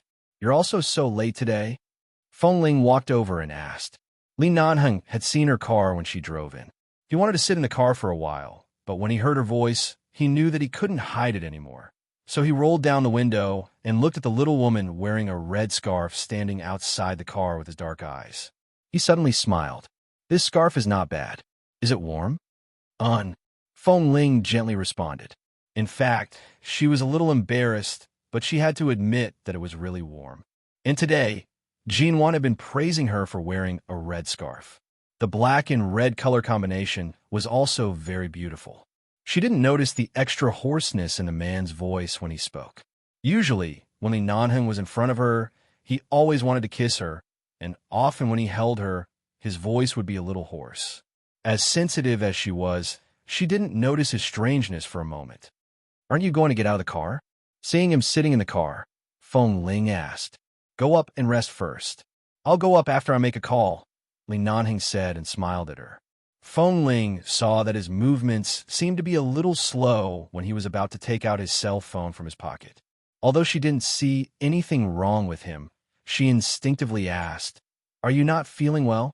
Li Nanheng paused and turned to look at her through the open car window. No, the underground parking lot is very cold. If you have any calls, go back to the room. If it's not convenient for me to listen, I'll go back to the bedroom to wash up. Since we've already met here, is it necessary to go back separately? Feng Ling said as she stood outside the car door waiting for him to get out. Usually, she avoided him. Even after they reconciled, he was often the one who took the initiative. It was rare for her to insist on something. Now she insisted on going up with him. If it were any other time, Li Nanheng would indeed be in a good mood, because she was changing bit by bit and becoming more open and happy. But now, facing this little woman wearing a red scarf, which made her small face look even whiter and more attractive, Li Nanheng only felt that it was a kind of torture. After about half a minute, Li Nanheng got out of the car. When he got out of the car, the cold air outside made him feel refreshed. However, he still stood by Feng Ling's side after closing the car door. He didn't rush forward and domineeringly hold her in his arms like he usually did. He maintained a distance of about half a meter from her and said, "Let's go." Feng Ling glanced at him and turned to walk to the elevator in the underground parking lot. After entering the elevator, Feng Ling took out the room card from her bag and asked, "Are you sure you're not sick?" The man responded faintly. In the narrow elevator space, the mirror of the elevator door reflected Feng Ling's movements as she lowered her head to flip through the bag. Looking at the little woman's soft hair and rare expression that was not so cold and even slightly gentle, Li Nanheng felt that the effect of the wine he had drunk might not be too strong earlier, but now it seemed to be getting more and more serious. At this moment, Feng Ling finally realized that something seemed to be wrong with him. If it was any other time, he would have stuck close to her and couldn't wait to kiss and hug her in the elevator. Even if he didn't kiss or hug her, he definitely wouldn't keep such a distance from her. The space in this elevator was not big. She stood near the door, but he stood behind and had no intention of approaching at all. When the elevator opened with a ding sound, Feng Ling walked out. When she opened the door, she turned back to look at him, but the man still stood behind without speaking. She walked in, changed her shoes, and glanced at him. Li Nanheng. The man entered the door, took off his coat, and casually threw his side. He turned back because she called him. Seeing that his expression and state did not seem strange, she said, "Didn't you say you wanted to make a call? I'll go back to the bedroom to wash up and change my dressing. You could do whatever you need to do." "All right. Be careful not to touch the wound," the man instructed. Indeed, there was nothing strange. Was it because she wore a red scarf today that her mood also turned red? Was it because she had become like other women who would speculate too much about a man's psychological plot because of a slight change in his mood? It shouldn't be, There was nothing different, but she felt that something was indescribably wrong. Seeing that the man went to the study with his phone, Feng Ling turned and went back to the bedroom. After taking a shower and changing her dressing, about 40 minutes passed. During this time, she did not hear any movements outside. Feng Ling sat quietly in the room for a while, glanced at the text message that Jin Wan had sent her after returning home, and replied. After informing each other that they were safe, she put the phone aside. After sitting for a while, Feng Ling got up and walked out of the bedroom. She saw that the door to the study was closed, and the door to the bedroom was still ajar, which meant that he had not come out since entering the study. It was likely that he was not feeling well, or that he had met someone outside today that made him unhappy and was in a bad mood or something. In any case, she was his girlfriend. It didn't seem like that was the case for her to ignore him. Feng Ling thought for a moment and went into the kitchen. She opened a refrigerator and rummaged through it for a long time. She remembered that there was a faint smell of alcohol on Li Nanheng's body. She didn't know if he had a drinking party tonight or if he only drank and didn't eat anything. She didn't know how to cook, but she still knew some simple things. So she wanted to make a very simple bowl of onion and egg soup. This kind of food was not greasy and warmed the stomach. It was suitable to eat at this time of night. After making it, Feng Ling walked to the door of the study with the soup in her hand, raised a hand, and gently knocked on the door. There was no response from the person at the door. She calculated the time. Li Nanheng had been in for so long. He should have finished making the phone call. There was no sound now. Was he asleep? Feng Ling tried to turn the doorknob, and the door of the study opened in an instant. She entered the door with the soup in her hand, but the moment she entered the door, she saw that the man was in the study. The scene in front of her shocked Feng Ling, and the soup in her hand fell to the ground. The hot soup splashed all over the ground. Her eyes were flustered, and she did not dare to meet the man's dark and dangerous eyes. She hurriedly stepped back, saying as she backed out of the door, "I didn't see anything. You can continue. Happy New Year." The 80,000 words that the babies had written the past 2 days were not very satisfying. Cough, cough. Bosley had to deal with it himself because the drug was too strong. In the end, Feng Ling bumped into him. He had considered that she had not recovered from her injury, so he did not touch her. But now that he had bumped into her, the question was, should he continue to let her go?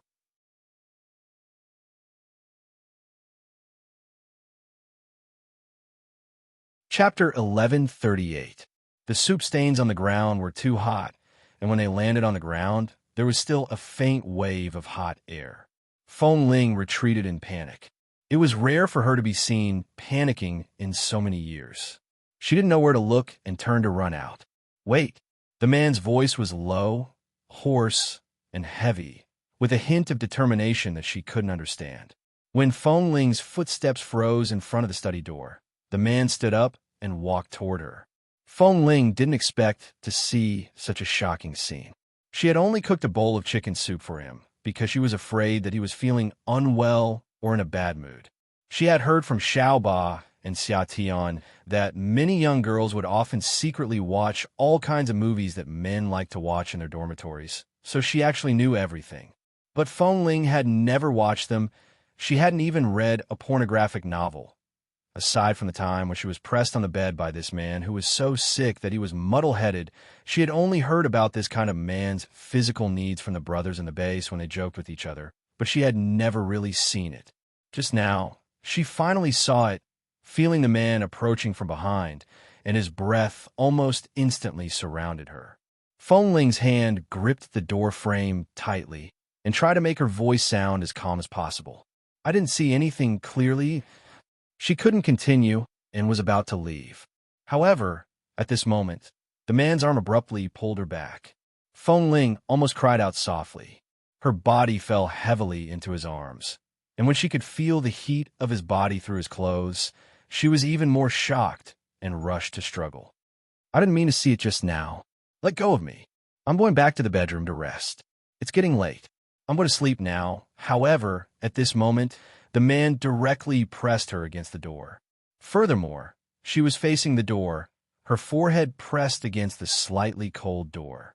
Behind her was the man's unusually hot body, firmly pressing her here. Li Nanheng hugged her.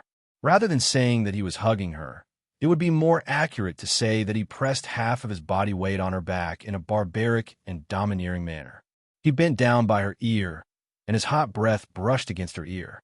Originally, I didn't plan to do anything to you because you haven't recovered from your injury. I forced myself to let you go.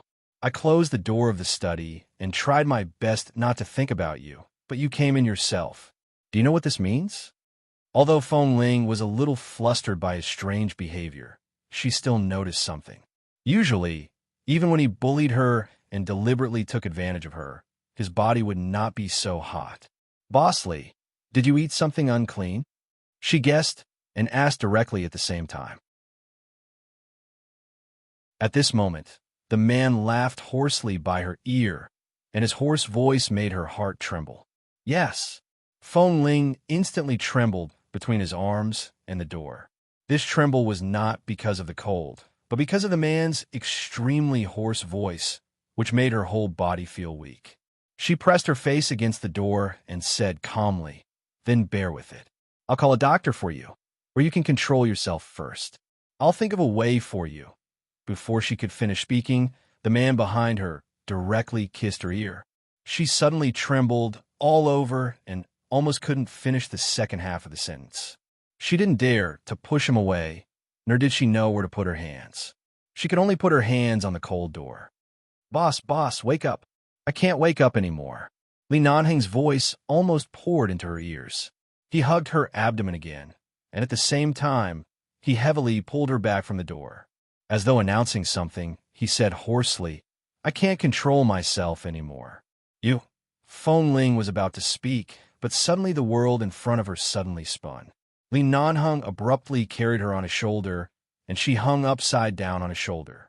Her abdomen and stomach were squeezed, and she immediately groaned. She rushed to break free from his shoulder, but the man did not give her any face and patted her but hard. "Don't move. Feng Ling." This bastard, was he going to take advantage of her while she was unconscious again? "Li Nanheng, put me down." Feng Ling struggled for a while, but because of the serious injury on her arm, she did not dare to hit him hard. However, when the man carried her out of the study and passed by the living room, he could no longer sober up to take a detour. Passing by the coffee table in the middle, he felt that the coffee table was a hindrance and directly kicked it over. Feng Ling stared in shock at the crystal coffee table that had been kicked to the ground. In just a few seconds, the man carried her back to the bedroom and threw her onto the bed. Without hesitation, he leaned over and pressed down on her. Li Nanheng, be good, I can't control it right now. It's hard to guarantee that I won't hurt you. Cooperate in? How can I cooperate? Feng Ling was really angry. She raised her hand to push him, but the man held her wrists and forcibly locked them behind her back. Then the man swept down like a scorching storm and directly attacked her with a kiss. After all, it was actually not the first time. Although Feng Ling was shocked by the scene in the study, she did not resist too much, and she knew that she did like this man. But it was really too sudden. She wanted to say something, but he did not give her a chance at all. Moreover, this time was different from the past. In the past, he was only teasing her because he was sentimental. If she refused, he would also respect her and would not really force her to do it. But now he was really stripping her clothes. Li Nanheng, calm down. What kind of dirty thing did you eat? Boss, sober up. Li Nanheng. She had only experienced this feeling once. It had been a long time and even a little strange, tearing pain. Although it was not the first time, after all, it was only once. After so many years, it had not happened again. The pain did not reduce much compared to before. Feng Ling's face instantly turned pale from the pain. She turned her head and bit the man's shoulder, but such a familiar scene caused the man on top of her to suddenly pause. And because of this familiar feeling, the doubts that had been lingering in his mind intermittently like a dream were instantly answered. That night on the snow mountain, it was not that he did not have any impression of it, but it was too vague to remember clearly, and he was not completely sure if it had happened. However, at this moment, Li Nanheng was 100% sure that he had endured for nothing all these years. He had actually skinned this silly girl alive long ago.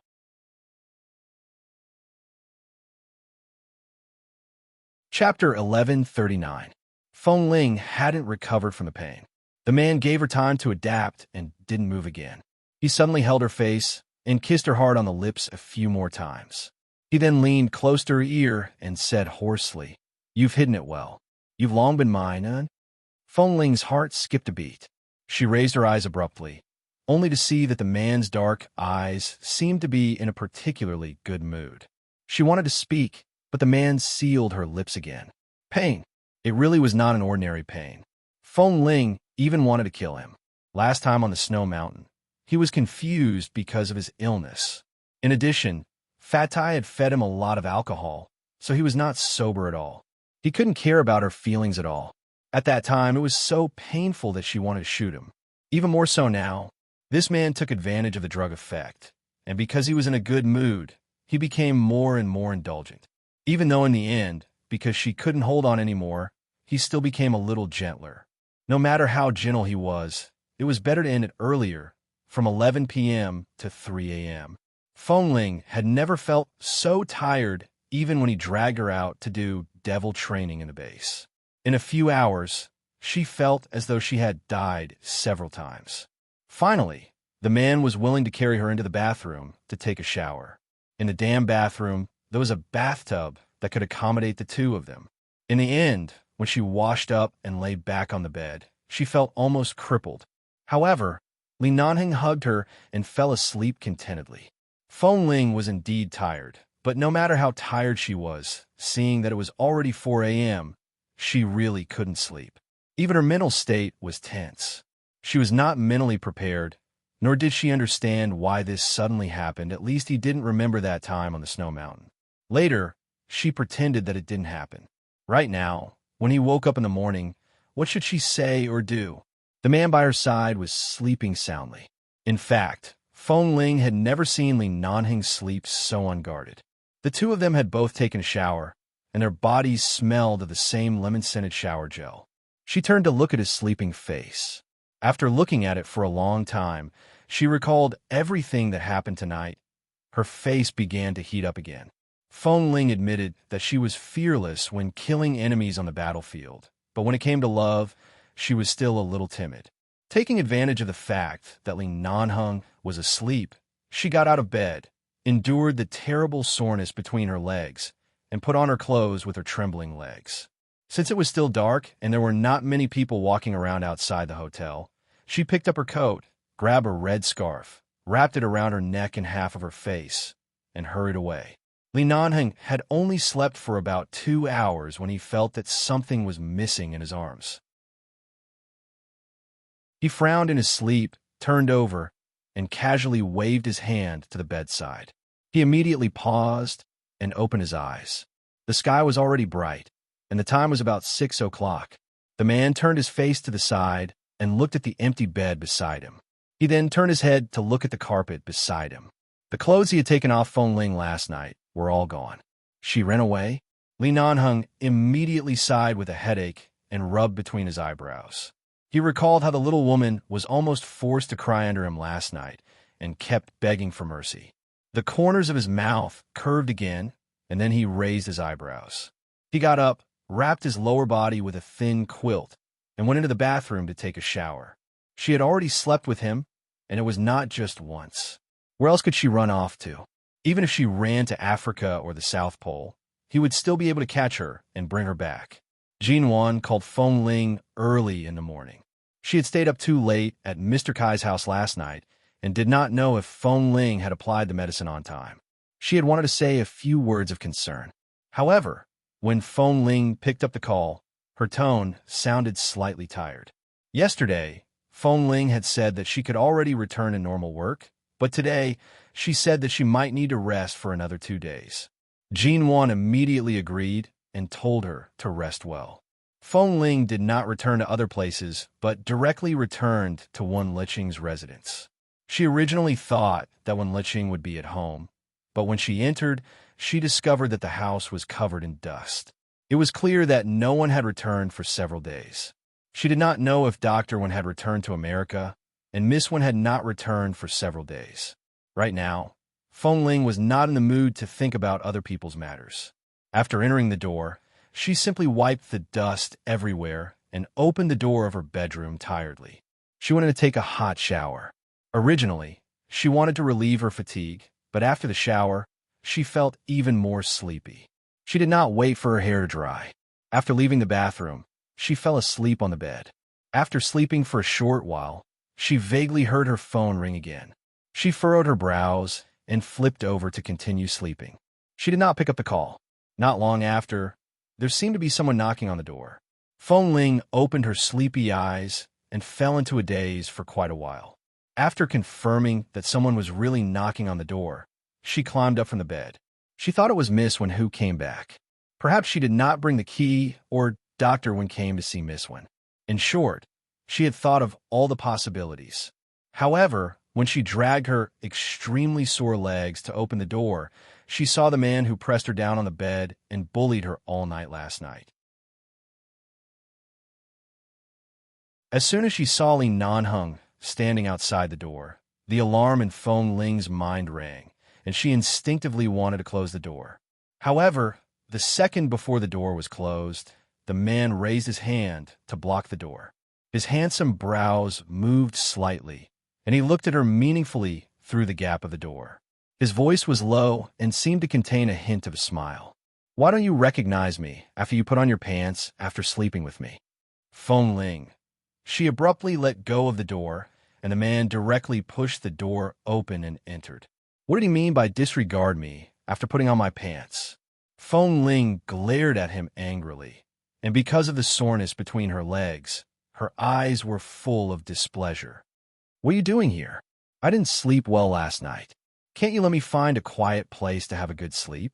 Isn't it quiet enough to sleep next to me? Didn't I also hug you to sleep peacefully later?" The man said shamelessly as he walked in. Only then did she see that the man was carrying a bag in his hand, which seemed to contain the breakfast he bought from somewhere.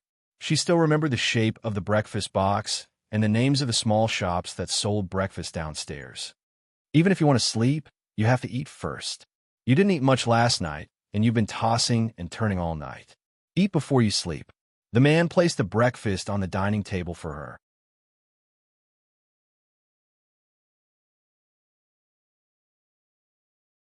Chapter 1140. Feng Ling watched his back view and then glanced at the breakfast he had placed on the table. She paused for a moment before asking, How did you know I didn't eat anything last night? Li Nanheng did not answer. He took out the breakfast boxes from the bag and placed them on the table one by one. Of course he knew. Last night, Feng Ling did not know that he was present. However, he knew that ever since she entered Mr. Kai's home, she had been sitting with Jean Wan in the orchid hall. The food she ate was mostly fruits and snacks. She did not like to eat snacks and only ate a little. Even after returning home at night, she still had not eaten. She walked over and saw that the breakfast on the table was all of her usual favorites. The anger in her heart that had not dissipated after being bullied for an entire night instantly subsided. What are you standing there for? Come and eat. Li Nanheng glanced at her. Feng Ling sat down by the table. As she picked up the cutlery to eat, she asked, "Did you specially come here to apologize?" Li Nanheng glanced at her and saw the obvious red marks on her neck from his excessive indulgence last night. He chuckled heavily. "I slept with my own wife. What do I have to apologize for? Also, I haven't settled the score with you. Back then at Rogers Pass, did I press you down on the bed when I was unconscious? You sure are tight-lipped. After so many years, you still haven't told me the truth." Feng Ling's hand paused. She abruptly raised her head to look at him and slammed the chopsticks down on the table. Seeing that she appeared to be in a bad mood, Li Nanheng's gaze paused on her. "Why are you angry from being bullied? First of all, back then at Rogers Pass, Fat Tai forced you to drink. You didn't remember it at all the next day. I admitted defeat and didn't want to tangle with you over that matter. Secondly, Li Nanheng, I'm not your wife. You keep calling me little wife. It reminds me of the news I saw in Los Angeles 3 years ago. You only said that it was a misunderstanding, but you didn't explain clearly to me what happened. After experiencing last night, I admit defeat, but you..." Before she could finish speaking, a freshly peeled boiled egg was suddenly stuffed in her mouth. Feng Ling. She took the egg out of her mouth and glared at him. "Li Nanheng, you won't let me speak?" However, Li Nanheng smiled and went to peel another egg.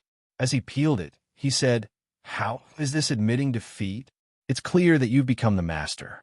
Even when talking to your boss, you're starting to speak with resentment and anger." Feng Ling was silent for a moment. "Eat first. Once you're full, you'll have the strength to listen to me." Li Nanheng peeled the second egg and placed it in the bowl in front of her. Feng Ling glanced at him again.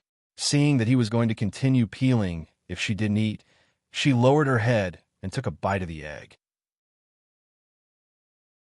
After breakfast, Feng Ling was about to get up when the man abruptly pulled a chair over from the other side of the table, threw it in front of her, and then sat down in front of her.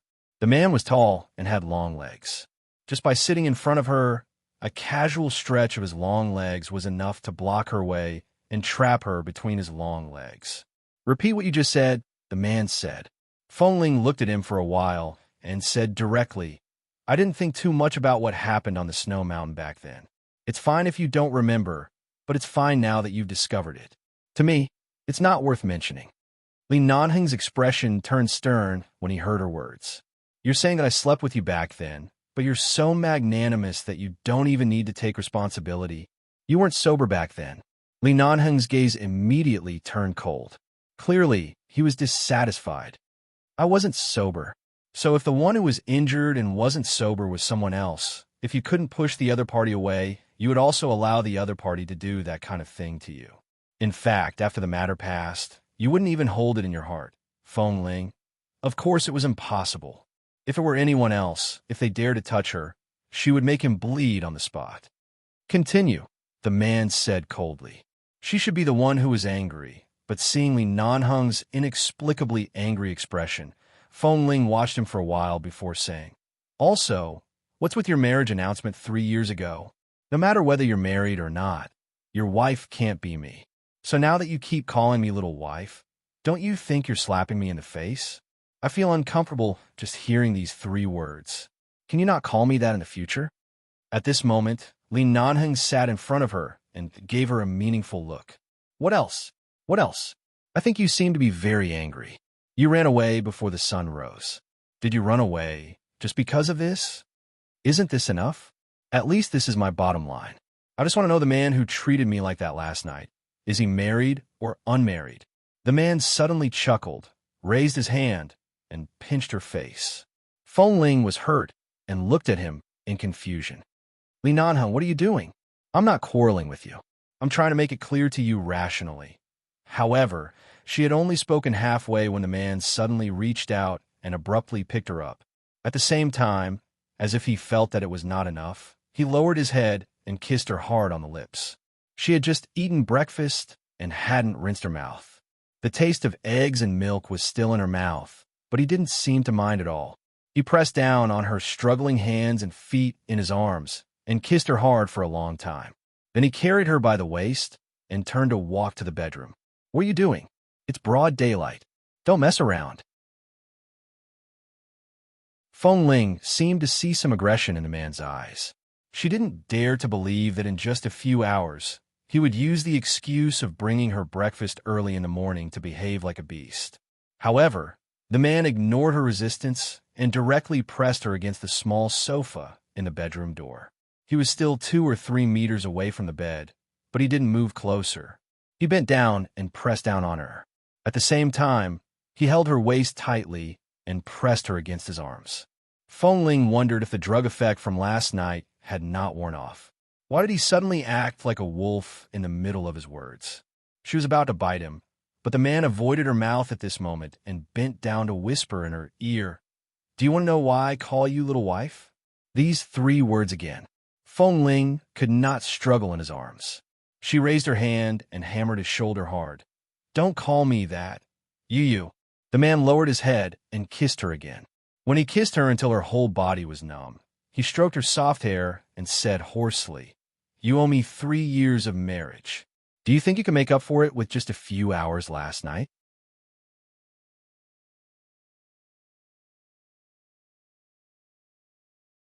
Chapter 1141. Feng Ling didn't understand him at all. What 3 years of wedding night? What compensation? She pushed him, but the man seemed to have gone crazy. Ignoring her bad mood, he hugged her and kissed her again and again as though he couldn't kiss enough. "Li Nanheng, I'm serious. You're crazy. Stop kissing me. Stop kissing me." He picked her up again and pressed her firmly on the bed.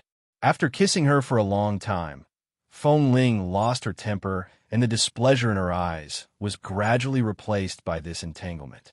She pushed him with a smile. All right. Let's talk nicely. Don't kiss me.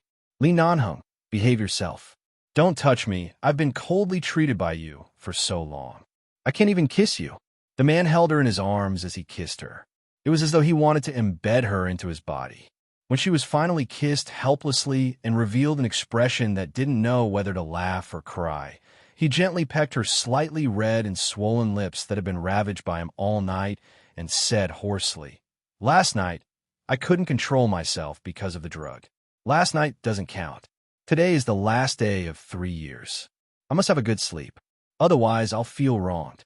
"Why are you feeling wronged? Let go. What do you mean by the last day of 3 years? Li Nanheng." However, Feng Ling's clothes were quickly stripped by the man again. She angrily hit him hard. "Are you crazy?" The man bit her lips twice. He didn't bite her skin, but it hurt her.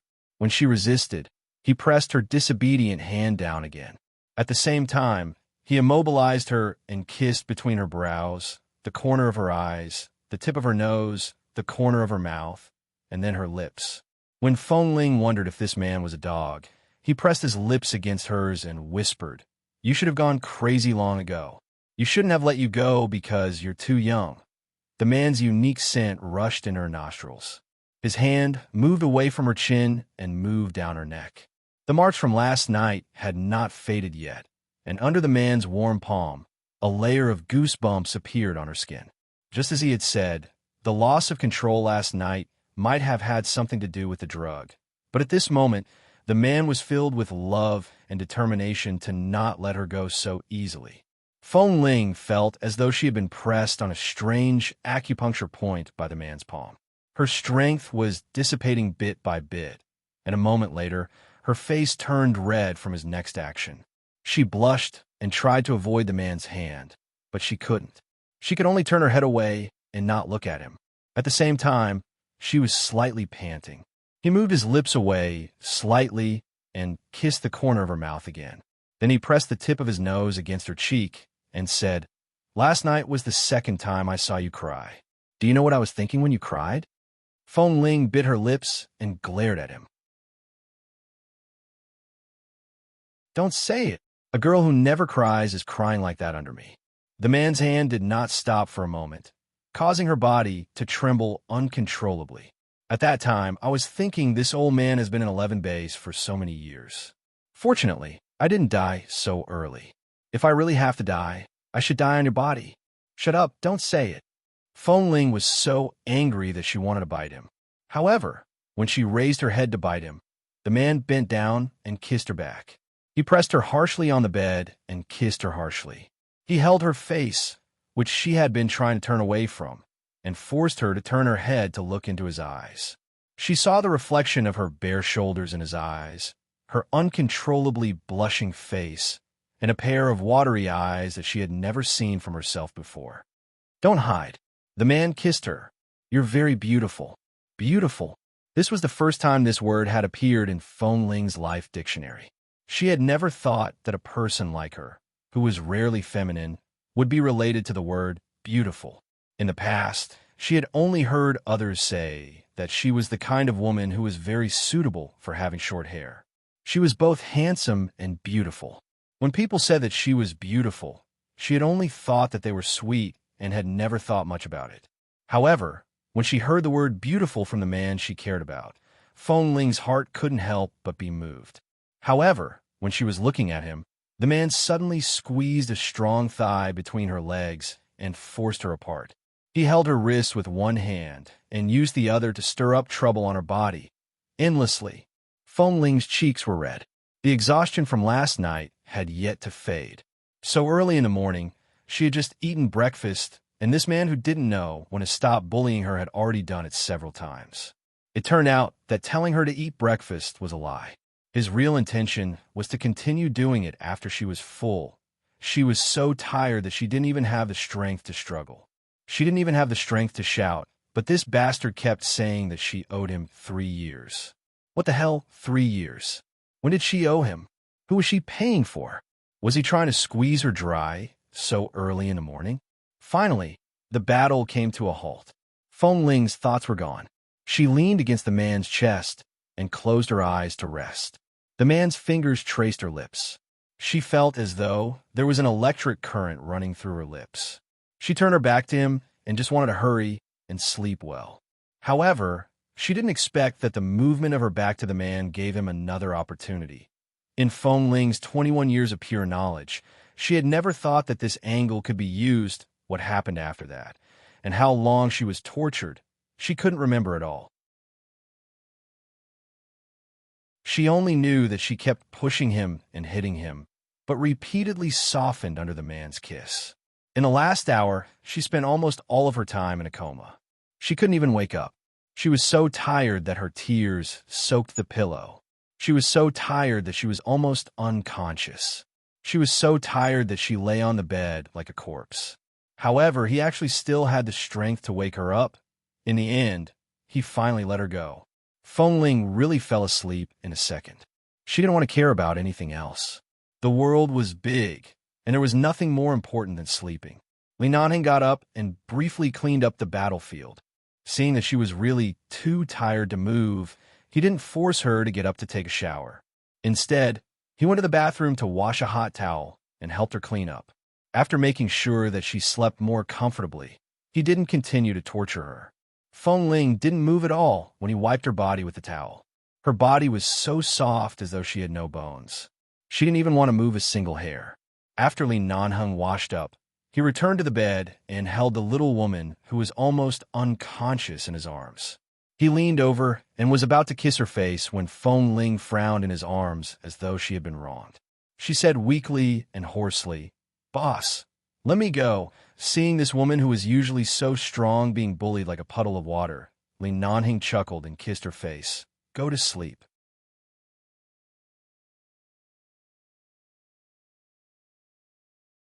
Chapter 1142. Feng Ling fell asleep again, as if she had heard a special pardon. Or maybe she didn't wake up at all, but was tortured by him in her dreams and begged for mercy instinctively. At noon, the curtains in the room were closed and both of them were asleep. Li Nanheng's cell phone suddenly vibrated in his pocket. After vibrating repeatedly for at least 10 minutes, the man impatiently reached out to take the phone, picked it up, and put it by his ear. "Say it quickly. Don't disturb my sleep." The person on the other side of the phone was stunned because he was still sleeping in the daytime, and then said, "Young Masterly, something happened to the Feng family. The elders of our family were called out and haven't come back since early in the morning." Hearing the word Feng family, Li Nanheng lost his patience. What does the Feng family's accident have to do with the Li family? Why were the elders called out? It's about Miss Feng. I heard that she secretly went to China yesterday. I don't know what happened in China, but she was sent back to China by the police overnight. I'm just the housekeeper of the Li family, so I can't ask what happened, but the elders were called out early in the morning. I heard that Miss Feng tried to commit suicide at home, cut her wrists, and hit the wall. It's a big deal. The police were fast enough. They returned to the Feng family early in the morning. It could be seen that she was sent back to the United States as soon as she arrived at the police station last night. But if it weren't for the reputation of the Feng family, the police wouldn't have sent her away so easily. Otherwise, this matter wouldn't have ended so easily. She would go back to the Feng family to commit suicide and force the elders of the Li family to come to her. Feng Mingzhu's dangerous move of using her life as a hostage had probably been planned for herself during the 10 hours she flew back to America. "Who asked you to call me?" Li Nanheng asked. The housekeeper of the Li family said anxiously on the phone, "It's Mr. Li." The other 3 elders also sounded very unkind on the other side of the phone. "I don't know what happened, but Miss Feng's suicide should have something to do with you. Otherwise, the elders wouldn't be so angry and ask me to call you and ask you to come back." Li Nanheng was silent for a moment. "I see." After that, he hung up the phone and threw it aside. Then he turned to look at the woman who was sleeping in his arms. He lowered his head and kissed her on the cheek and the tip of her nose. After a while, he whispered in her ear, "I have to go back to the United States for a while. Take a good rest. If you want to go back to Jindu Hotel to recuperate, you can go there directly. If you want to stay here to recuperate, I'll leave a few people here so that no one will disturb you. Don't wander around these days. I'll be back soon." In her drowsiness, Feng Ling heard it and reluctantly grunted in response. However, she still closed her eyes and continued to sleep. When a man lifted the blanket and got up, she turned over and continued to sleep as though the man was not as important as the bed. Li Nanheng turned back to look at this woman who was sleeping soundly and did not have any reluctance to leave. If it weren't for the fact that the old people were in the Feng family and he had to rush back to stabilize the situation, even if he was given another 2 hours, he would definitely wake her up and let her know who her man was. How dare she ignore him again and again? She really deserved to be beaten up. Feng Ling really fell asleep. Even an earthquake might not be able to wake her up. After another 2 hours, she woke up and turned over on the bed, only to feel that her entire body was extremely sore. While secretly cursing that bastard, she slowly moved her legs and felt that the swelling pain was much better than before. Then she turned to look at the empty other side of the bed. She remembered that he said that he had to rush back to the United States for an urgent matter. Based on Li Nanheng's usual style, if it wasn't really an urgent matter, he would definitely still be on her bed and would not leave even if the sky collapsed. Fortunately, he had left. Otherwise, when she woke up, she would definitely suffocate him with a pillow. Otherwise, he would wait for her to recover her strength and have a proper duel. In the few fights last night and this morning, because she was a woman, she was always at a disadvantage. She was bullied to the point that it was useless even if she cried. The more she cried, the more energetic he became. Using the word beast to describe him was not even 1/10 of his viciousness. In the past, when they were in 11 base for so long, other than kissing, hugging, or touching her uncontrollably, he at least had a sense of propriety. But today, this man was like a monster in the Dragon Prison Tower who had finally been released from the seal. Feng Ling lay on the bed for a while. Although she was still very tired, she still couldn't sleep. She struggled to sit up, rubbed her sore waist, picked up her cell phone, and glanced at it. Only then did she see that Jean Wan had sent her a message half an hour ago, asking if she was at home now. She looked up and saw a message that the man had sent her at the airport an hour ago. She opened it and saw that it was a kiss emoji. Phone Ling. She didn't reply, but threw the phone back on the bed with a look of disgust. She lifted the quilt, got out of bed, and walked to the living room to find water. The slightly cold water poured into her throat, and the man's words suddenly rang in her mind. Little wife. She owed him a wedding night for 3 years. The last day of 3 years. Her hand holding the quilt suddenly paused. The day before she was kicked out of the base was the day after the news of Li Nanheng and Miss Feng's marriage was spread. The day before 3 years ago, which was today. So what did he mean by the last day of 3 years? She was so resistant to him calling her wife, but he called her that so enthusiastically. And the so-called 3 years, the so-called marriage. Marriage, Miss Feng, Miss Feng. Feng Ling's expression suddenly paused. There were only a few young ladies in the Feng family except for Feng Mingzhu, but he repeatedly said that he didn't marry Feng Mingzhu and repeatedly emphasized that he didn't marry any woman. So this Miss Feng didn't exist, or did she exist in another way? Then wasn't the other Miss Feng? Feng Ling couldn't understand this matter. She stood there holding the cup in a daze for a long time, but couldn't understand it clearly. The more she thought about it, the more she felt that there couldn't be such a coincidence in this world. And in the eyes of many people, wasn't the second daughter of the Feng family already dead? How was that possible? Just as Feng Ling was holding the cup in a daze, there was suddenly a knock on the door. She turned to open the door, only to see that the person who came was Jin Wan.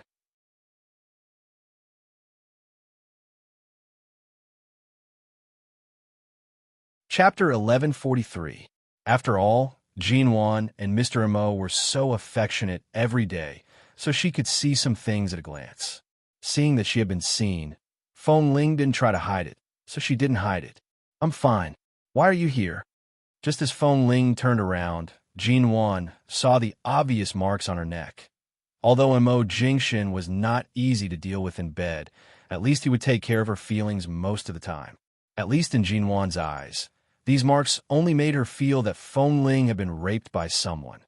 Faced with Jin Wan's worried and distressed expression, Feng Ling's own mental state had not recovered. She thought that Li Nanheng might not have expected things to come to this point this morning.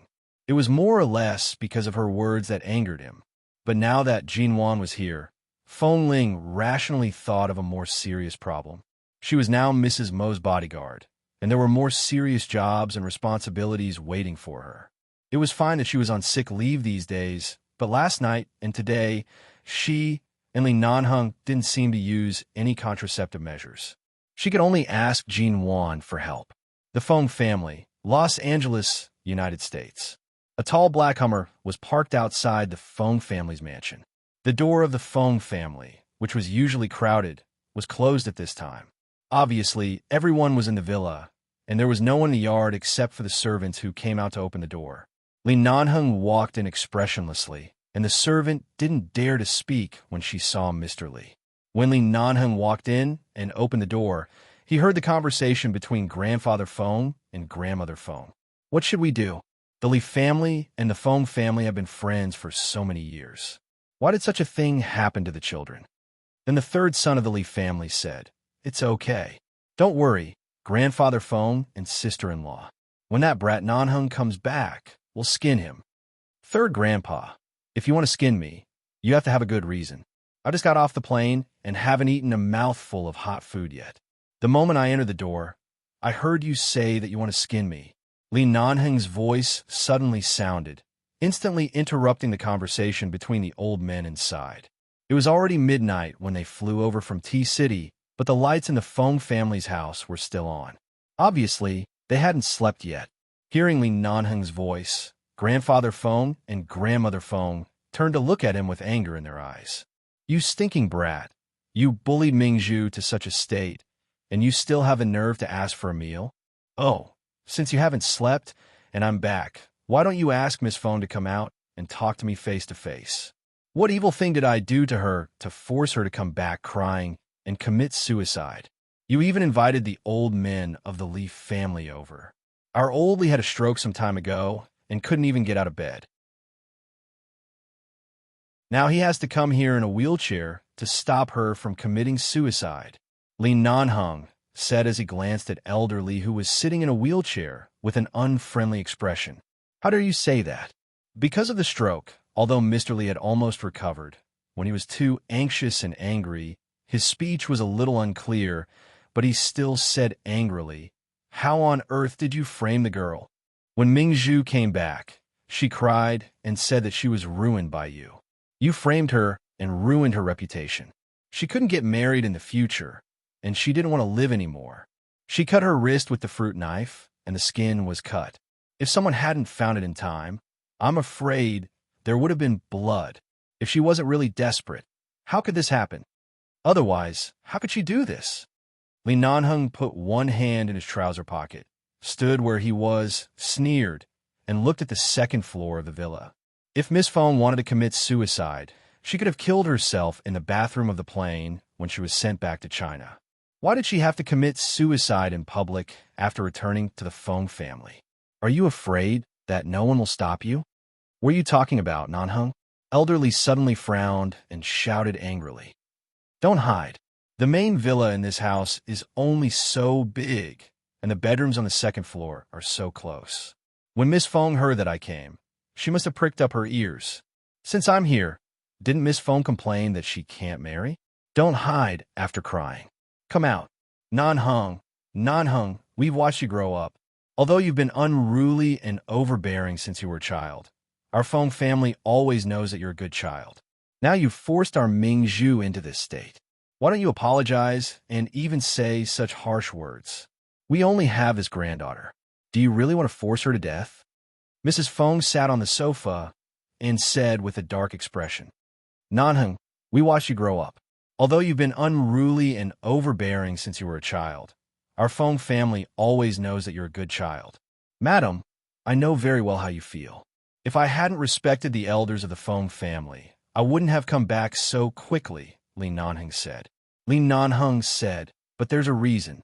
Originally, I didn't want the elders to know about this matter, but since Miss Feng threatened me with her life, claimed that she was framed by me, and brought the elders of the Li family here, I'm really sorry. No matter how ugly the truth is, it can't be suppressed. What do you mean? Hearing his words, Elder Feng immediately looked at him in confusion. At this time, Feng Mingzhu came out of the bedroom on the second floor, stood at the railing of the stairs on the second floor, and looked at him with a pair of haggard, red and swollen eyes. The scratches on her face were still there, and she looked embarrassed, as if she had been bullied. Nanheng, I know I went to T-City to find you and made you unhappy, but you can't do this to me. As if he didn't hear her aggrieved words, Li Nanheng coldly picked up his cell phone and glanced at it. Seeing that all the videos sent to his mailbox in T-City had been sent to him, he picked up the remote control not far away and turned on the TV in the hall of the Feng family's main residence. Nanheng, what are you doing? The elders of the Li family were also puzzled. After Li Nanheng turned on the TV, he casually adjusted something on his cell phone and said calmly and coldly, Miss Feng, apart from pretending to be weak to slander me, there's really no other way. She cried and tried to commit suicide. What else can she do but use the evidence to speak? Hearing the evidence, he said, Feng Mingzhu was stunned. The other old people also turned to look at the TV screen in confusion. You're tuning into the Romance Rendezvous YouTube channel. We're so grateful for your support, and don't forget to subscribe to join us on this incredible journey through captivating stories. Your generosity through donations truly makes a world of difference, as it's the primary source of revenue that allows me to expand and enhance this channel for you. Thank you from the bottom of my heart for being a part of this adventure.